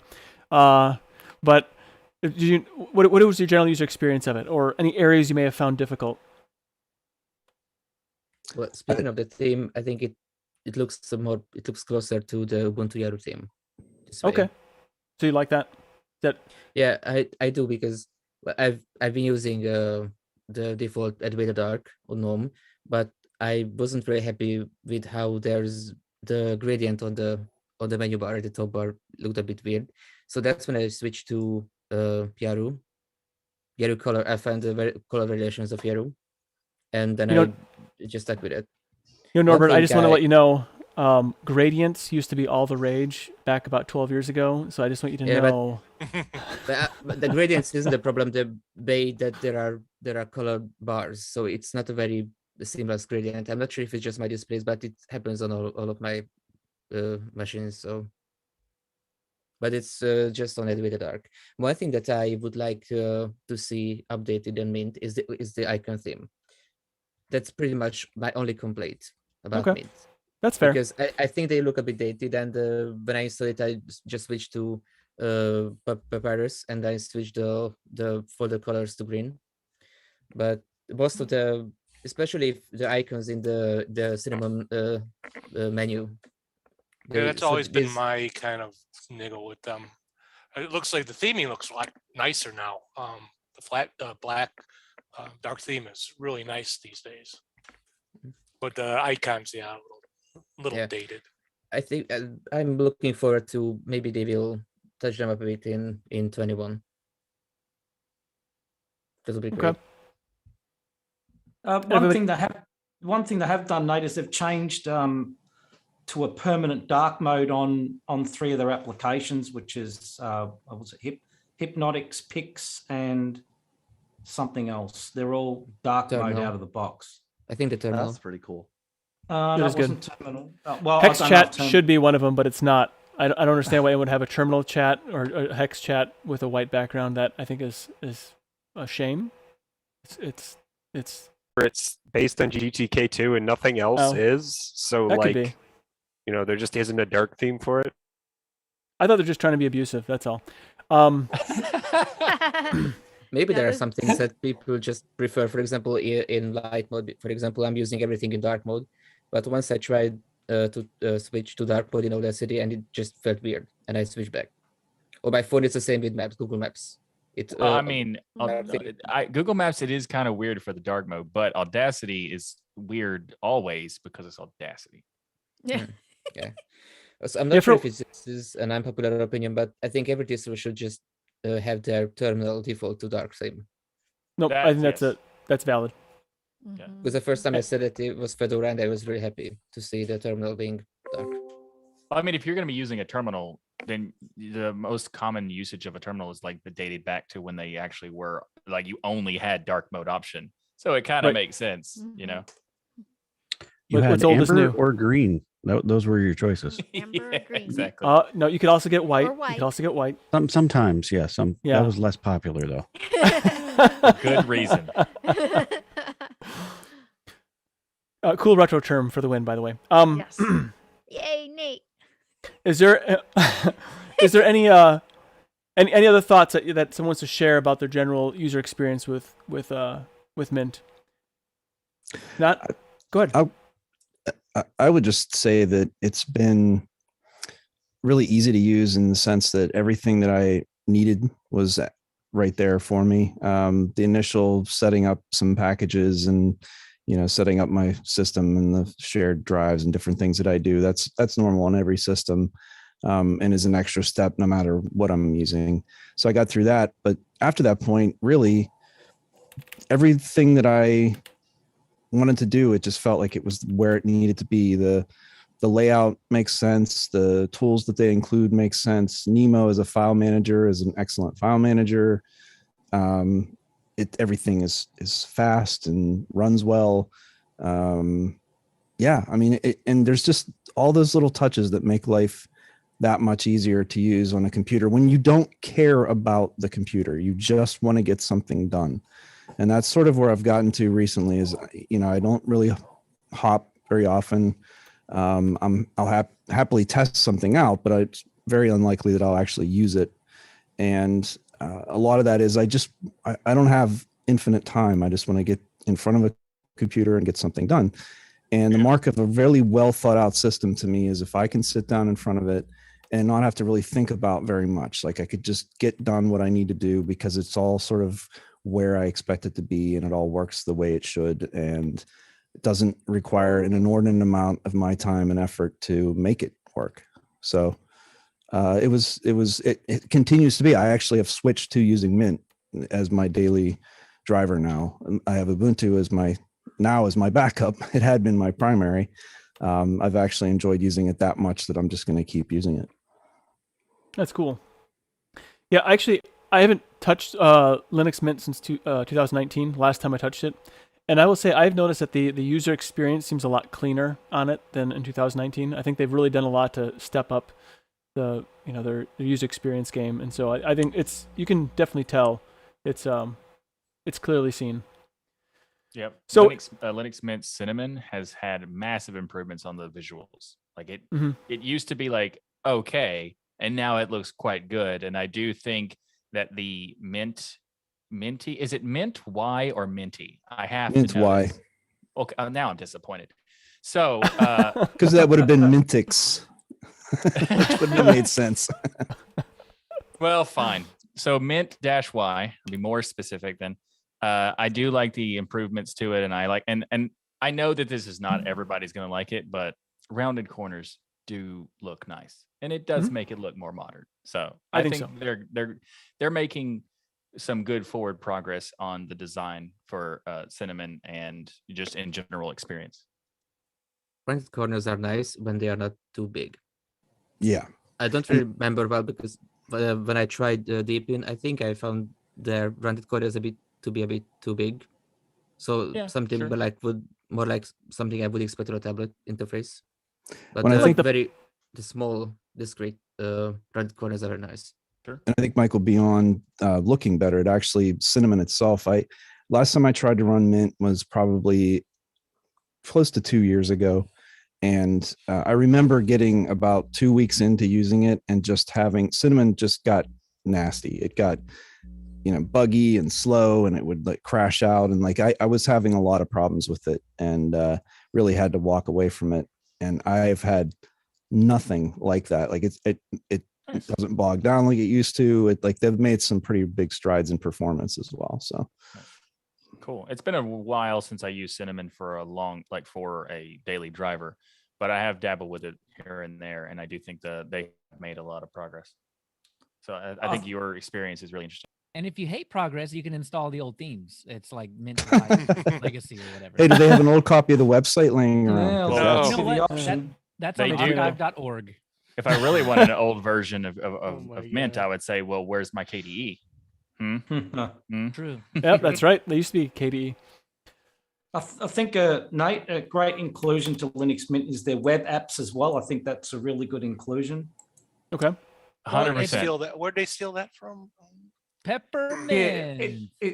Well, I'm pretty sure Peppermint wasn't the first to ever come up with that. No, but, probably not. But but I do think that the idea was, I mean, Peppermint's ICE approach I like better because it gives you more browser platforms as an option. But I do think that the web apps that Mint is doing is a fantastic thing. And I hope that other distributions will adopt this kind of approach, because while people might not like web apps and people might not like Electron or whatever, they are valuable in certain cases. I mean, there are some applications that are really good as web apps and you kind of want to have them, but you also don't really want them in your browser because, you know, like, for example, I have a music service that I use that doesn't have a desktop app. So I have my own custom setup to make it work. And it wasn't the easiest thing to set up. And if there was just a way to do a web app like that, it'd be so awesome. So I think that their decision to do that was great. Michael, what do you mean about the choices of browser? Doesn't the backend only count for Chromium? No, there's No. Firefox and Chrome. What actually? nice. Whatever browser you have, because I have Brave and Edge as a backend as well. Oh, nice. Nice. So when can you choose which one? When Mhm. you nice. Okay. So the last time I looked at their web app stuff was that when they announced it. So yeah. I think I do want to say it always supported it because I've that was around the time that I swapped to Brave, and I just thought it was really nice that I could use Brave behind Okay. it. Well, it's possible that I didn't pay attention well enough. So thank you for the information. You're welcome. But I one thing- actually We're here to think learn. Peppermint did that. So Peppermint, you were able to switch it between Yes. whichever web browser there You could too. just So check which one you wanted. Yeah. yep. But That's cool. I really think that doing the web app approach is great, and I want more distributions to follow suit. All right, so I'm gonna go around. I want to ask on this. So I like to finish these out, the distribution explorations, with why you should give it a spin. Are we going to call this this distribution like top shelf, or is this more of a well beverage? Love it. So, I stole that from you, Michael. Yeah. I do. Oh, I do remember saying the top shelf thing. Okay, I like Yeah. the well attachment to it. Yeah. Nice. So so what would you say, Eric? How would you rate it? Top shelf? Yeah, top shelf for me. I mean, the coherence, everything is put together and makes it very, very easy. The polish, I mean, it's noticeable because I don't have any of the weird flubs and, something doesn't look right, or it sort of makes it all work very well. Yeah, it's great. Top shelf. Top shelf. So Eris, what do you think? I'm hesitant to give it 100% score, mainly because you can easily upgrade between major releases, and I think that always holds back Linux Mint in my mind. Okay. And fair. Cinnamon feels a little heavy. I think somebody said that in Telegram that they noticed that that's like the warmest their CPU gets of all the other desktop environments. They've tested it, all of them. They said in several other distros, and they've always noticed that Cinnamon is the heaviest one. So because of that, I wouldn't give you 100%, but overall, yes, I would say it's top shelf. Okay. Well, not everything on the top shelf, is what you would take for yourself. It just means it's harder to get to. Vince. Top shelf for me. Okay. If I was going to introduce someone to Linux who had no idea what it was, I'd probably give them Linux Mint because it feels familiar. They can get most of the apps that they want quite easily, and minimal support from me, which is great. That's what I want. Mm-hmm. That's cool. That's the best thing about most of these kinds of beginner distros. It's like you just set it and forget it. Yeah. That's a good point. I think, and probably should be factored into our distribution discussions. Steve. Yeah, I agree. It's one of the top shelves. I always talk about the ease of a distro for new users, and this is definitely, maybe not up there with Pop, but it's up there with the best of them, Zorin and Pop, and just add Linux Mint to that. It's just easy to install. It's ready to go. not a lot of fuss and muss, and you're there. That's what I'm looking for these days. No, cool. I know who else. Jason, you installed it. I think Jinda too, right? Mhm. Okay. So I don't know, Jason. What would you? How would you look at rate Linux Mint? Is it a well drink? I mean, in the well, or is it a top shelf, or somewhere on the shelf maybe? Oh, it's definitely for me as top shelf. It was the first Linux distro that when I got back into Linux, I used Linux years and years ago. Well, used. Um, and I used when I first came into the this community and stuff. I mained Linux Mint, and it's even now up. From the last few years that I've been doing the using Linux, it's still one of my top to go to distros. I have it on a laptop. It's up straight up there, out of the way until I want to use it, and then I have on a machine over here. So I do definitely use Linux Mint a lot. It's just well polished, like Steve was saying. It's one of the best geared distros for the new users. And like me, when I was coming back, coming into the Linux and was a noob in the realm of Linux, this is the number one distro that people in the community recommended to me. They said that and Linux, was it MX Linux, I think it's called, were the two that they said to try out. And I went with Linux Mint and I went with Cinnamon, and I haven't turned back since. It's cool. Jinda. Yeah, I want to go with top shelf. I got no issues with it whatsoever. Everything I installed on it, everything I threw at it worked. I even went and found an old disk that I had laying around with 20.1, I think it was, and updated all the way up to 20.3. No issue. Well, that's good. That's great news. Now, Vash said he didn't use it. Thomas, did you do 23? I downloaded and installed it while you guys were talking. Oh, okay. Yes. Well, excellent. So the installer is very fast. I can say that. Yes, installed. If I had to give it a rating, I'd say top shelf. Okay. I always thought Linux Mint was one of the really well polished distros out there, and I think that still today. If I have someone come to me on Windows wanting to switch to Linux, my first suggestion is always Linux Mint, and that has not changed. Well, good. I'm glad to hear that. It's always nice to hear a positive experience. Leo, I'm sure I think I know what you're gonna say, but say it. It's a well drink, man.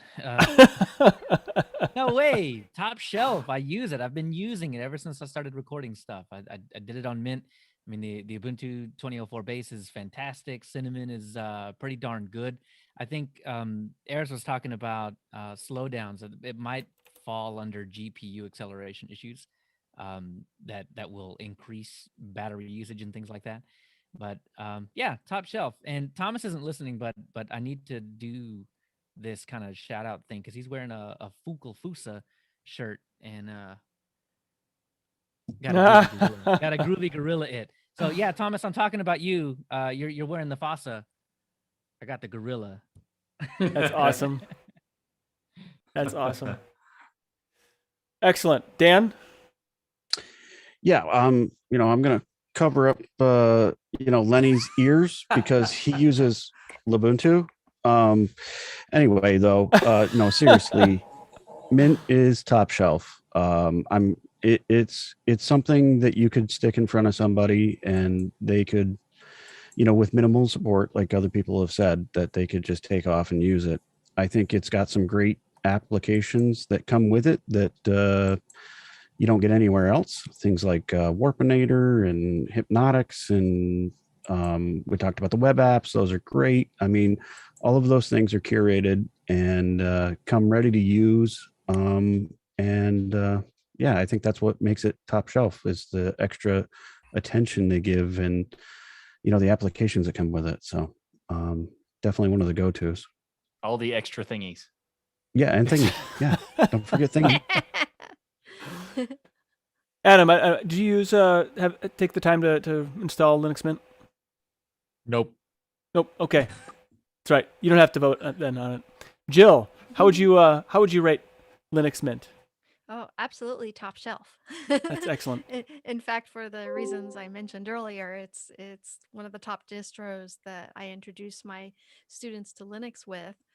I use it to test out all my new hardware and all my new computers. It's just been the go-to for that for years and years, because not only does the full install work well, but the live CD works beautifully and Mhm. live USB.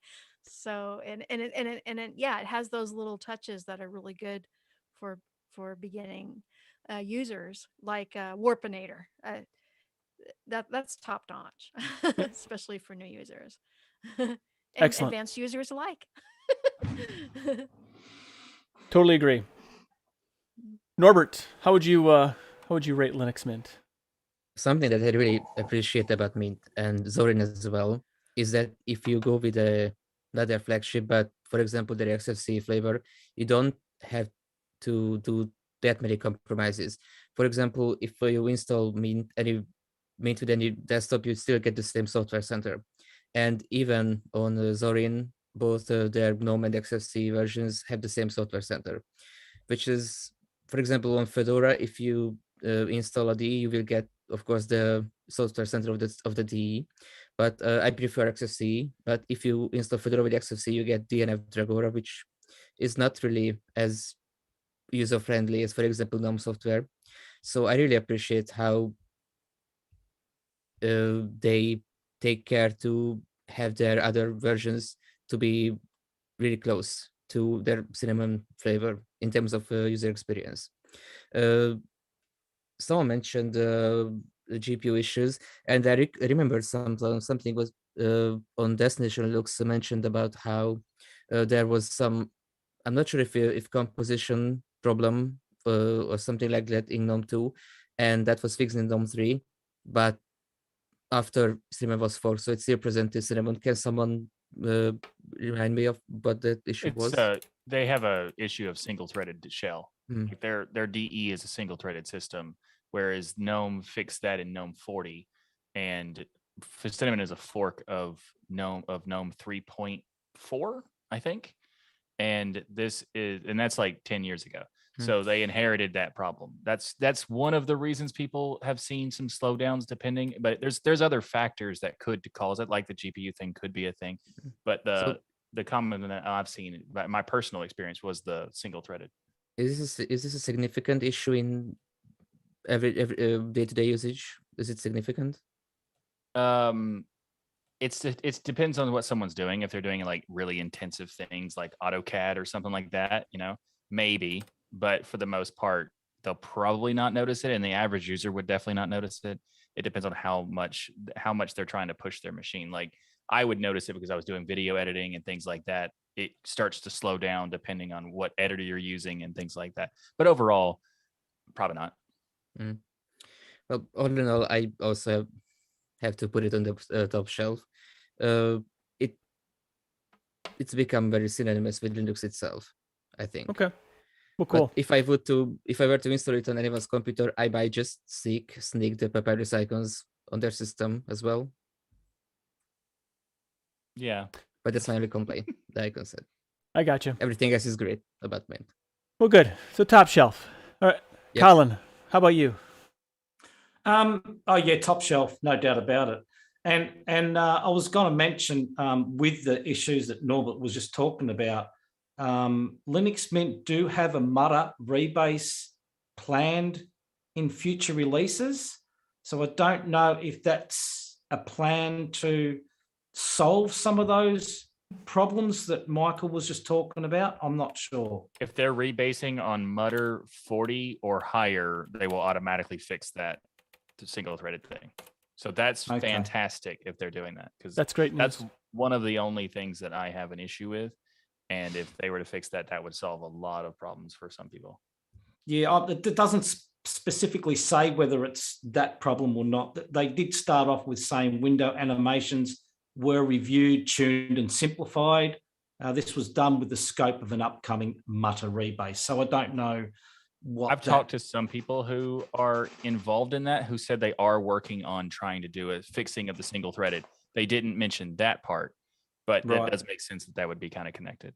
Okay, that's good. And I do sort of agree with Aris in a way that it's a shame that they do not do their major versions as a built-in upgrade. I have to agree with that because that would make Mint so much better to upgrade to major versions and not just upgrade the 3 steps of one version. So that's a bit of a shame in that area. But yeah, for me, top shelf, definitely. Excellent.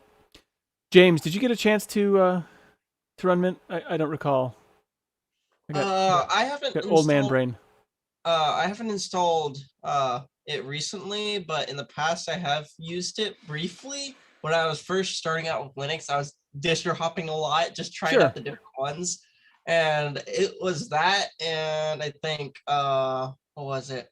Ubuntu and Zorn were the ones I liked the most. Okay. So would you say Mint? Your experience with Mint has been my experience back then? Yeah. Top I shelf. haven't tried it recently. Yeah. Okay. Well, I mean that's fair. We'll take it. Daniel, I don't know if you've tried Mint lately, or what you think of it. Actually, no, I have not installed Mint since Mint 19. So. Oh, okay. Well, that's fair. No worries, man. Shickle, how would you rate your Linux Mint? Honestly, top shelf. I mean, even if it's not for me, it's something that I think works a charm and works well for pretty much anybody who needs to use it. And it was actually like one of the first distributions that I used that I got into Linux on and used long term. So I do have some respect for it in that regard. And I think the only thing that would just sort of send it over the moon for me is just kind of seeing a little more dedication towards like road mapping future technologies. Things like Wayland, for example, and Cinnamon. I think stuff like that needs to be a much bigger priority. But yeah, they do good work. Okay. How about you, Michael? Okay, so it's my turn. All right. I do think that Linux Mint has. I would put it in the top shelf, maybe not the tippy top, but I put it in a pretty high. That I do agree with Eris about the upgrade thing. Eris and Colin talked about how the upgrade between the major versions of the core rebase does have issues, and that is unfortunate. So that is a notch down for me because I don't like if I'm going to hand someone a distribution that's going to be beginner friendly, easy to do, and then every 2 years they're going to have a break point where they have to reinstall the whole thing. Not ideal. But the Wayland thing also a fantastic point because I think at some point in the next 5 years, I will go ahead and say it, Wayland will be taking over in 5 years roughly, because there are so many distributions that are already pushing Wayland, and Plasma's pushing Wayland so much. There's just going to be a big changeover in the next couple of years, and without support, for now, there is not seemingly any plans to have Wayland support in Cinnamon. Now, if they're doing the rebase with Mutter, that will pretty much come again with the rebase. So I hope to see that as soon as possible, because that would be a big game changer for me. Wayland is going to be in Cinnamon. It's just not a priority now. Wayland is on the way. They're probably more conservative about throwing in the new technologies, I would guess, just based on their target audience. People, I would say the average user probably just doesn't care. Well, I mean, the goal of Wayland is to not even notice it, because a lot of the times people don't even notice it when they're using GNOME. Mm-hmm.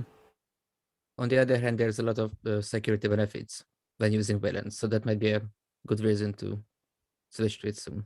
Yeah, there's tons of cool benefits. I mean, the fact that you have different resolution scaling concept for each monitor, like so many, like the speed of games actually play better on Wayland. There's so many cool things about Wayland. So, I mean, there is going to be a need where people will want it at some point.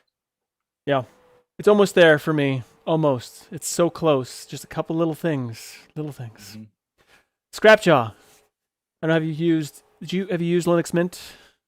I have constantly run into Linux Mint in the oddest places with friends of mine that were musicians because of all the codecs that have always been there that weren't in other distros at different times. We're talking about, when I mentioned 10 years ago and there was a fork and Cinnamon and all that. It's like, even back then I had buddies with, XBMC or Kodi now, So as far as my experience with Linux Mint, I don't know if I put it top shelf, but I definitely give it the blue ribbon because it's solid and it's always been around. I like that. You know, it's like it awesome. might be lackluster, but it does the job, and it's Sure. solid. Okay, I have to change my vote to blue ribbon.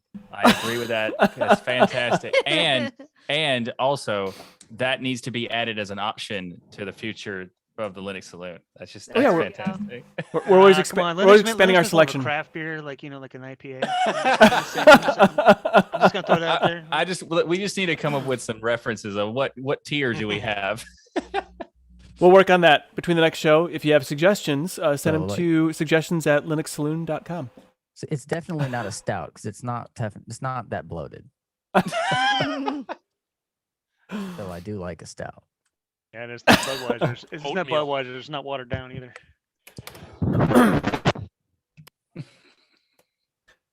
Excellent. Bill, welcome. I haven't seen your avatar in a long time, but I don't know if you've tried Linux Mint anytime, or even if your mic is working, you could be talking. I don't even know. See? Could be. Can't tell. Anyway, glad to see your slightly frightening avatar face and good times. All right. So before we close out this section, we do need to choose a distribution. So, put it on the, I should say, on the menu for a distro cocktail next week. We got to choose something. Now, I know Slackware is on the list, but not quite there yet, I guess. And I did kind of want to align with Linux user space in their distro testing so that we can and I don't know if we're gonna do like a week after, a week before, Leo. So I don't know what you said you're gonna bring something up here in this section. Yeah. So the you guys are getting the $3 Patreon exclusive here. Oh, boy. Yeah.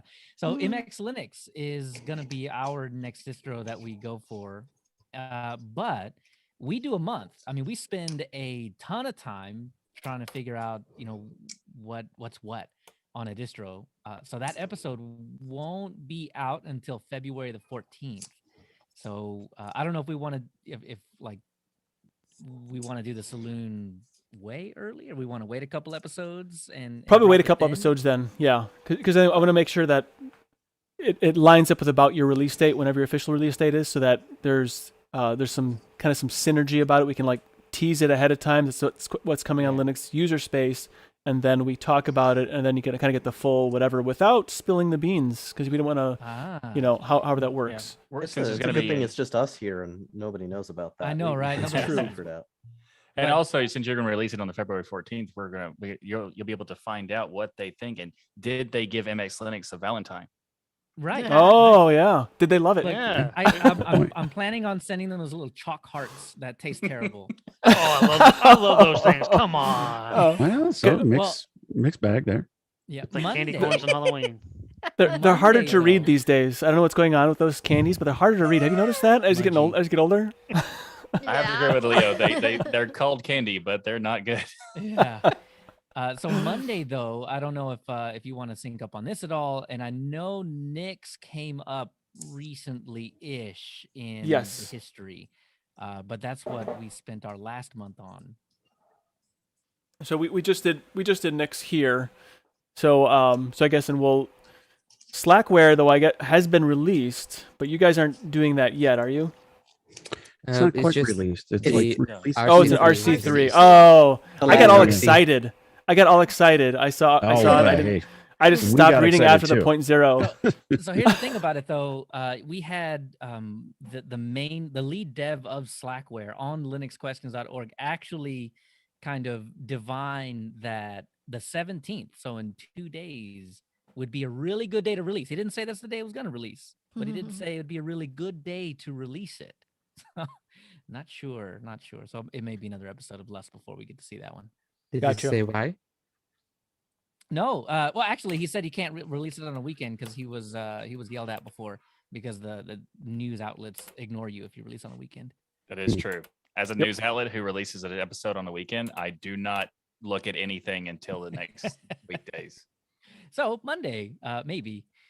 I had So- I had a situation with a news thing where someone released something like 30 minutes prior to my show, and then another person released something 30 minutes after my show ended on the stream. So I had it just complete like just please don't do Saturdays. Yeah. What were some of the recent distros on BTR? Because sorry, I'm a bit new, so I have an idea of what not to recommend. So what's all right? So I have a list of a few of them. Pop OS, I've been wanting to try for a while now, and I guess there was a recent release of Pop, was there 2110. not?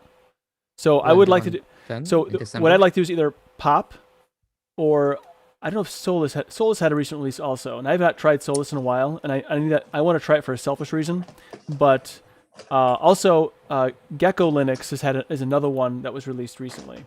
So I think if we could narrow it down to those and see like which ones people want to do, I'd go that direction, whatever that is. I think Gecko would be interesting because we almost never do anything around OpenSUSE. Well, in that case, I would personally vote for OpenSUSE because Gecko is close enough to OpenSUSE to That's my point. Like, what's that? Gecko is What? like the Endeavor to OpenSUSE. yeah, it Yeah. basically OpenSUSE but just with Calamares. So I would Yeah. vote for either OpenSUSE Tumbleweed or Pop OS. I'm open to Gecko. Yeah. Okay. I'm saying Gecko. So that's 2 for Gecko. Two for I have a Gecko? Gecko. Leo's on it. Scrap, Steve. Does anyone not 'cause- want Gecko? I have I mean, no idea what Gecko is, so Gecko is a Whatever. derivative of OpenSUSE. Yep. It's what basically a OpenSUSE snap is. No, I'm so with a Calamares installer. It's a lot like, that's why I said Endeavor. It's a lot like Endeavor is to Arch in the sense that it's a sort of a snapshot of a system that you can install with Calamares. If you take the role. The reason I would Well, okay, so they have the reason I would say the Gecko because OpenSUSE's the most OpenSUSE installer is a really powerful thing, and I think it's one of the most interesting things about OpenSUSE. So Gecko Linux implements Calamares, but for convenience and ease of use, but that takes away of some of the flexibility that the original installer provides. Yeah, but there's a different. I mean, that's the whole reason of trying a different distribution. well, and Yeah. I don't disagree with that, but that same flexibility is what makes it hard to use. maybe I've just gotten a bit tired of Calamares, so that might influence my opinion. I gotta So say, is it going to save me 10% or more on my car insurance? It not might. Gecko. No, Not Gecko. Nice one though. I don't think so. All right, But so I do guess think that's that okay. Gecko's going to be interesting. So if we do it. so one thing about Gecko, they do have both the Tumbleweed and Leap releases. So you And they can, named them properly, calling one static instead of making it stable. right. I like very it. nice. Right. So I would say we just open it up to whoever wants to run whatever. Yep, I And then agree. the other thing is they have different desktops that you can install as well. And there's also there's 3 editions. There's static, there's rolling, and next. Mhm. What's But next? next only has Plasma and Pantheon. The other ones Uh-oh. have all like a bunch of DEs. Next is like It Leap says Plus. yeah. It's a Leap base with additional OBS repositories to offer latest version of popular desktop environments. That's what it says on their thing. That was a that is possible to do in OpenSUSE as it is. You just have to do a lot of finagling, but you can pull like the back ports. So I think they're doing it automatically for you, which is kind of cool. So I guess we'll make it Gecko Linux. It's your choice if you want to do Tumbleweed or Leap, and what desktop environment. Just anything that makes you happy, and then we will talk about it next week. So I want to move into a little bit of housekeeping. So we have a Linux Saloon logo contest that's going on to the end of the month. You can send those to logo@linuxsaloon.com. Actually, anything at linuxsaloon.com is fine, but logo, I think I said something else somewhere else, but it doesn't really matter. And I've gotten a bunch of them already. A lot of them are very interesting, and I'm hoping to get some more. So if you can just email them to me at logo@linuxsaloon.com or contest. And there's for the logo that we choose, it's going to be a $100 gift card. I don't know to what exactly, but it's $100 gift card. So there you go. Neither do we. We'll get it figured out to something. So anyway, it's out there. Just be aware. I'm excited for getting more logos and looking at them, and some really interesting ideas for sure that I've had so far. Is there somewhere we can go to see like format options for what we need to submit it with? There's a. I think there's gonna be a forum thread. If there's Yep, not there'll be a already. forum thread. It hasn't not one yet. I was gonna do it today and then I forgot, so it's not there yet. But I will make sure that forum thread is in the Telegram group and also in the discourse, in the DLN Linux Saloon discourse as well. So you can go there and I'll have the details in a thread. But basically, we want to be able to open it on some sort of open source software. So SVG is preferred format for the logo. Just so we can scale it to whatever we need. And, also it gets people interested. So we are just about out of time. So we're going to go a little over because I guess I was a little late starting. But so I want to muddle through some of the news. Big thanks to you, Michael, for this week in Linux, for making a great flight of Linux topics. So I appreciate that. And the one I do want to hit before we go, before we run out of time here, is the SteamDeck is on track for February. I think there was some murmurings like, oh, it's probably gonna get pushed back further, but it looks like the SteamDeck is on track. Is anybody here excited about the SteamDeck? Woohoo! Well, I mean, I can't. I am so excited for the Steam Deck. The Steam Deck. I mean, it's so me. overrated. I No. can't Oh, wait it's to okay. get mine. I just want to get my hands on an ISO of SteamOS to see what I what don't makes own it any tick. consoles, so I probably will never get one. I'm using it as a computer and actually to stream with. We're gonna probably stream with our Steam Decks that we get on Linux I games. don't know how you're going to be able to Destination stream. Linux. I don't know how there's a You possibility won't of doing. be able to probably. Probably. I mean, how do we install? I don't think we can. I don't install- know.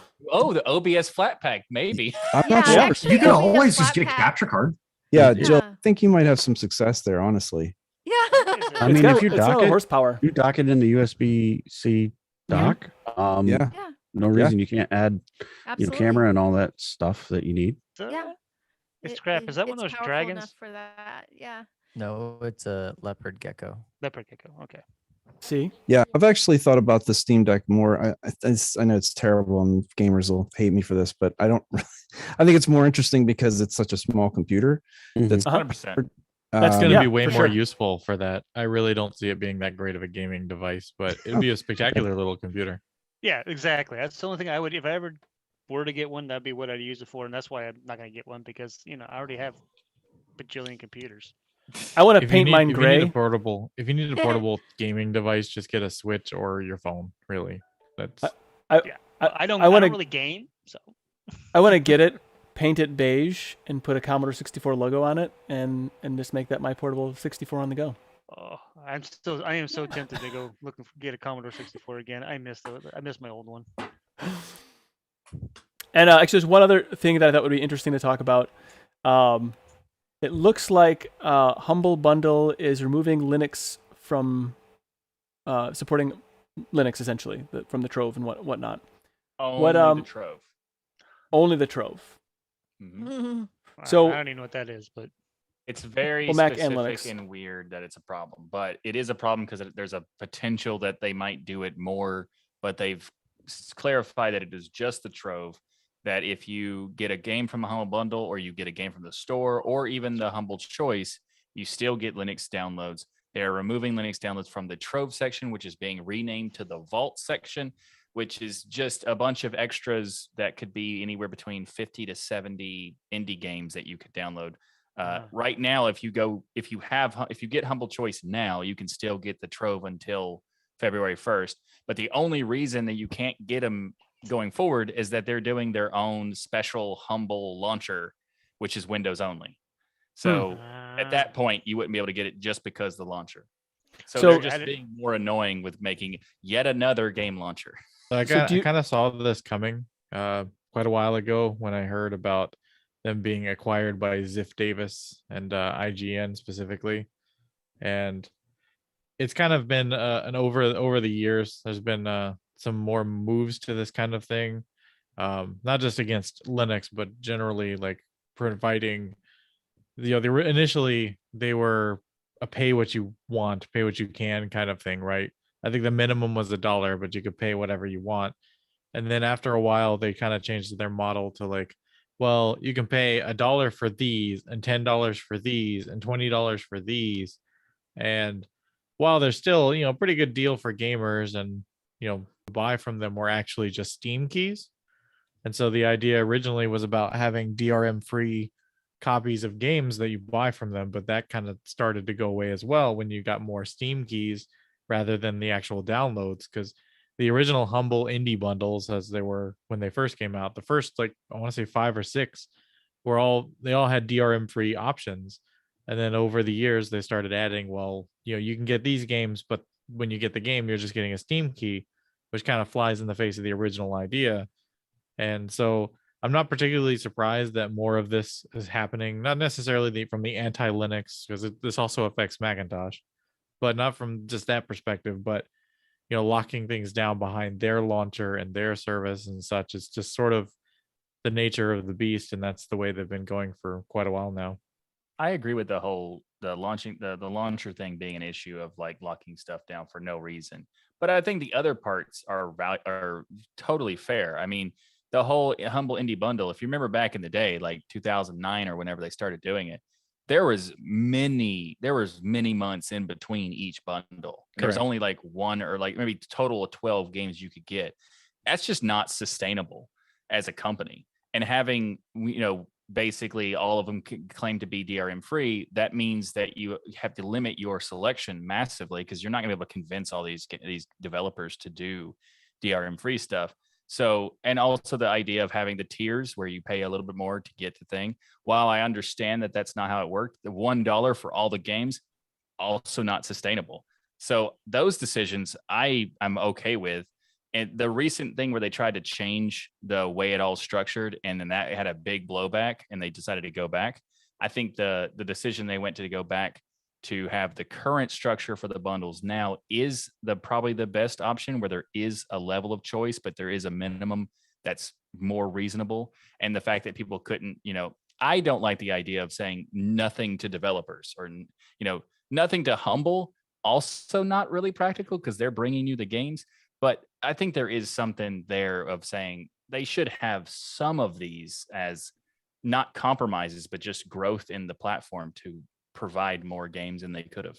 So sure, but at what point is wishing for growth and pushing for growth actually sort of souring your original message and sort of tainting the pool in which you started? So in this case, it's from a perspective of, well, we want to move forward, we want to make more money, etc. And so in this process, in the case of doing what they're doing with the Trove, they are excluding the people who originally were the biggest proponents of their service, which were 100%. Linux and Mac users.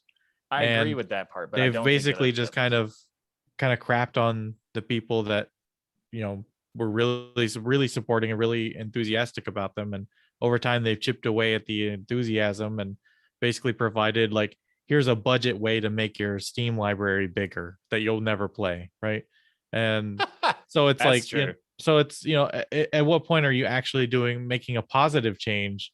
Sure, you might be making more money, but I'm personally not of the agreement that making more money is necessarily the positive way of change. And in this case, I think that's definitely what's happened here. You're starting to see what originally was a very community focused, a very gamer focused service that is now just increasingly becoming more about profits. And by being bought by Ziff Davis, I knew that ship sailed a long time ago. So yeah.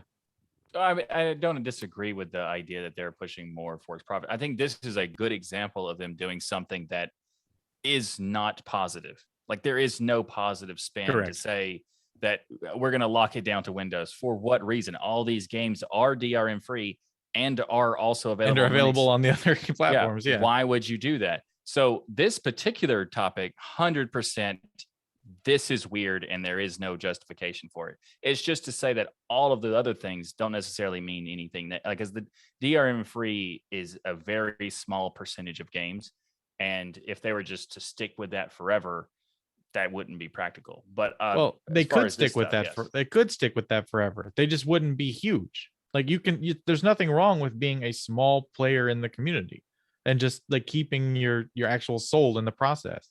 But instead, they focus on we need to build up our profits, build up our company, and it's like, really, like, you couldn't just do the good thing and just make less money. It's gross, but whatever. Souls are overrated, man. They are. Well, on that bombshell. I'm on a Mac, so I know that. How is Oh, how is support for gaming on Mac? Awful, Right now. terrible, Horrible. absolute. Like just the word. Like Yeah. Linux is like light years ahead of Mac. Yeah, Mac's Wow. not really made for gaming. It's they used to they be. don't. They don't Prince Yeah, of back in the Persia 90s, on Mac Classic in the was 80s. great. Well, yeah, but nowadays it's more business oriented, professional. No, That's why Macs Mac are for Pros and all- creators. I use my Designers Mac's the love battery life. I can still play games and stuff like this over here. This is a 2009 classic Mac Pro that I actually got finagled using OpenCore to get Big Sur installed on it and plays games just fine, like World of Warcraft and things like that. But you try to play one of those big heavy games, like let's say I don't know, Yeah, so Gun 3 or something. and the whole thing Forget about it. Trove, Windows users they'll not notice anything changed. Linux users get screwed, and Mac Mhm. folks are like, we had games, so I've heard this story before. That's why I run. That's why I run. Pretty much every operating system I can. I've got Linux machines, Windows machines, Macs. I mean, I've got 2 Macs. I've got an M1 Mac Mini and the old 2009 dual processor Intel Xeons over here, and it's just you got to do what you got to do to get what you want. Got to do what you got to do. That's why I use so many different operating systems as well that are all based on Linux. That's it. If you have enough Be machines, open-minded. No, I'm just kidding. I am open-minded. Then- That's why I tried out Linux Mint. Boom. and if you have enough machines, you don't have to actually buy a space heater. So there's also that. Yeah. Exactly. The Mac, this old Mac down here is one of those old cheese grater desktop Macs. Yeah, those are cool that's looking. You Those have a suckers, space heater then. Yeah, they're only cool looking. They're not cool I in can't run any it in the other summer. capacity. Yeah, So- that is the truth. They look interesting, and that's as far as it goes. That's Hey all. now, That's, hey now. But that's all I need. So it's fine. Yeah. So Must be great in the winter. yeah. Oh, wait. Spe- My- especially- I live in Florida, so it doesn't get yeah. cold So, anyway. no, it doesn't get cold. Not My cool. wife had one of those classic Power Mac towers that with the plastic acrylic sides, and it was a big, imposing looking machine with the Motorola chips, and it was beautiful, but it was it did not last very long at all. It was a shame. It's too bad. Yeah. Anyway, sorry. All right. So last call. Anyone has anything they want to plug before I we see what close you it did out? there. Yes, I know.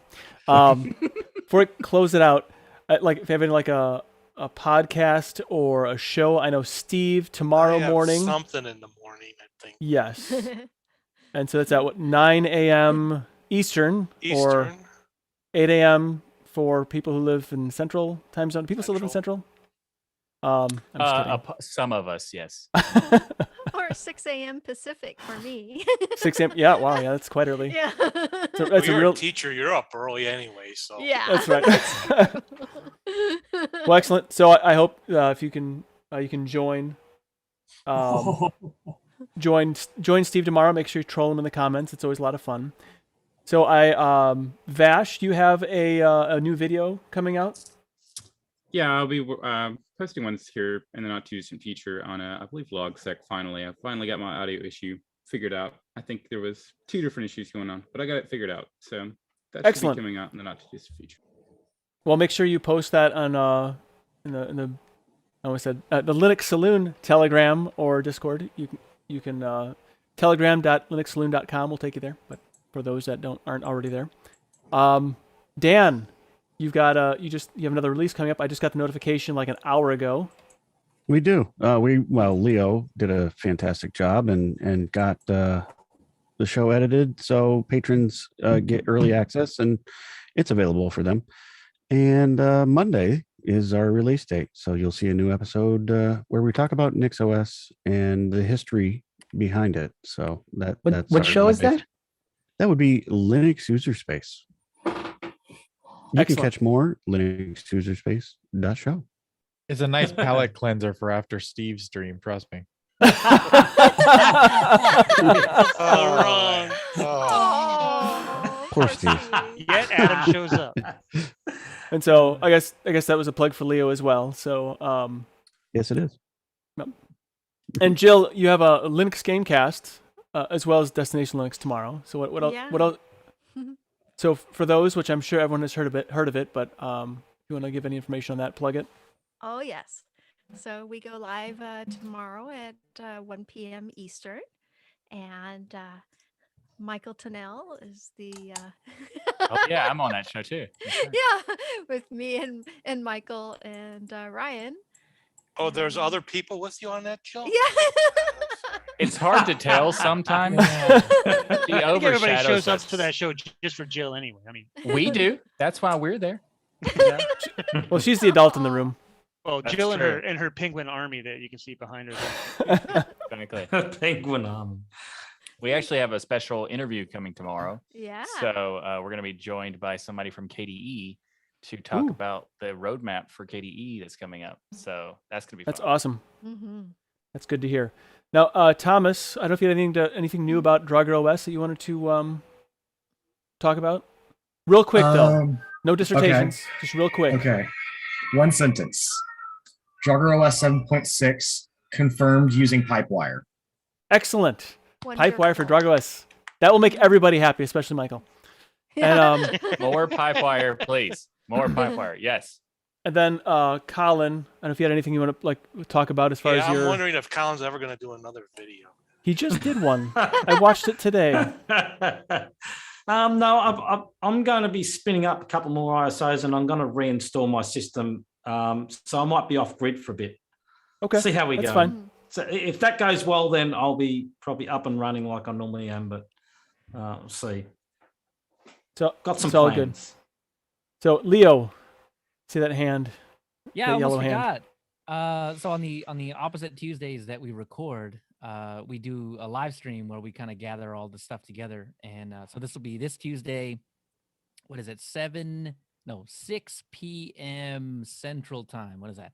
7 Eastern, 4 Pacific, something like that. So yeah, it's, just it's midnight UK time, I think. it's midnight UK time, I think. And It's 1 a.m. yeah. for me. So head over to linuxuserspace.show. You can click on the Twitch link and tune in Excellent. for that. Oh, yeah, they got a great hot tub set up, I'll tell you. It's...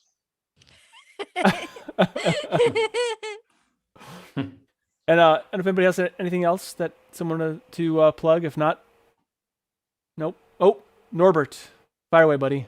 I just want to apologize to anyone who is listening to Midcast because I let my work pile up in the exam season and I'm really behind on editing the episodes. But if everything goes well, then next week there will be 2 episodes released. Excellent. Nice, Norbert. Cool. That's good news. Okay. And if there's nothing else, I don't see any. See a cat. I would say if you want to check me out on DLN Extend, now going to be Linux Out Loud very soon. We're changing the name of that, and because I think Matt is too loud for everyone else, so we can no longer extend him. And Yep. He's very out loud. And also, if you want to see anything more on me, go to cubiclenate.com. Links to my nonsense is there. So I want to thank all of you for being a part of this conversation in both the Zoom meeting and the YouTube stream, as well as everyone watching the show after the fact. I want to thank everyone involved in making the Linux and open source tools possible for us to not only have this conversation, but also to have fun and enjoy our technology. Linux truly puts back into personal computer. And thank you all for stopping by. Please remember to tip your developers and please, always, Linux responsibly. Until next time.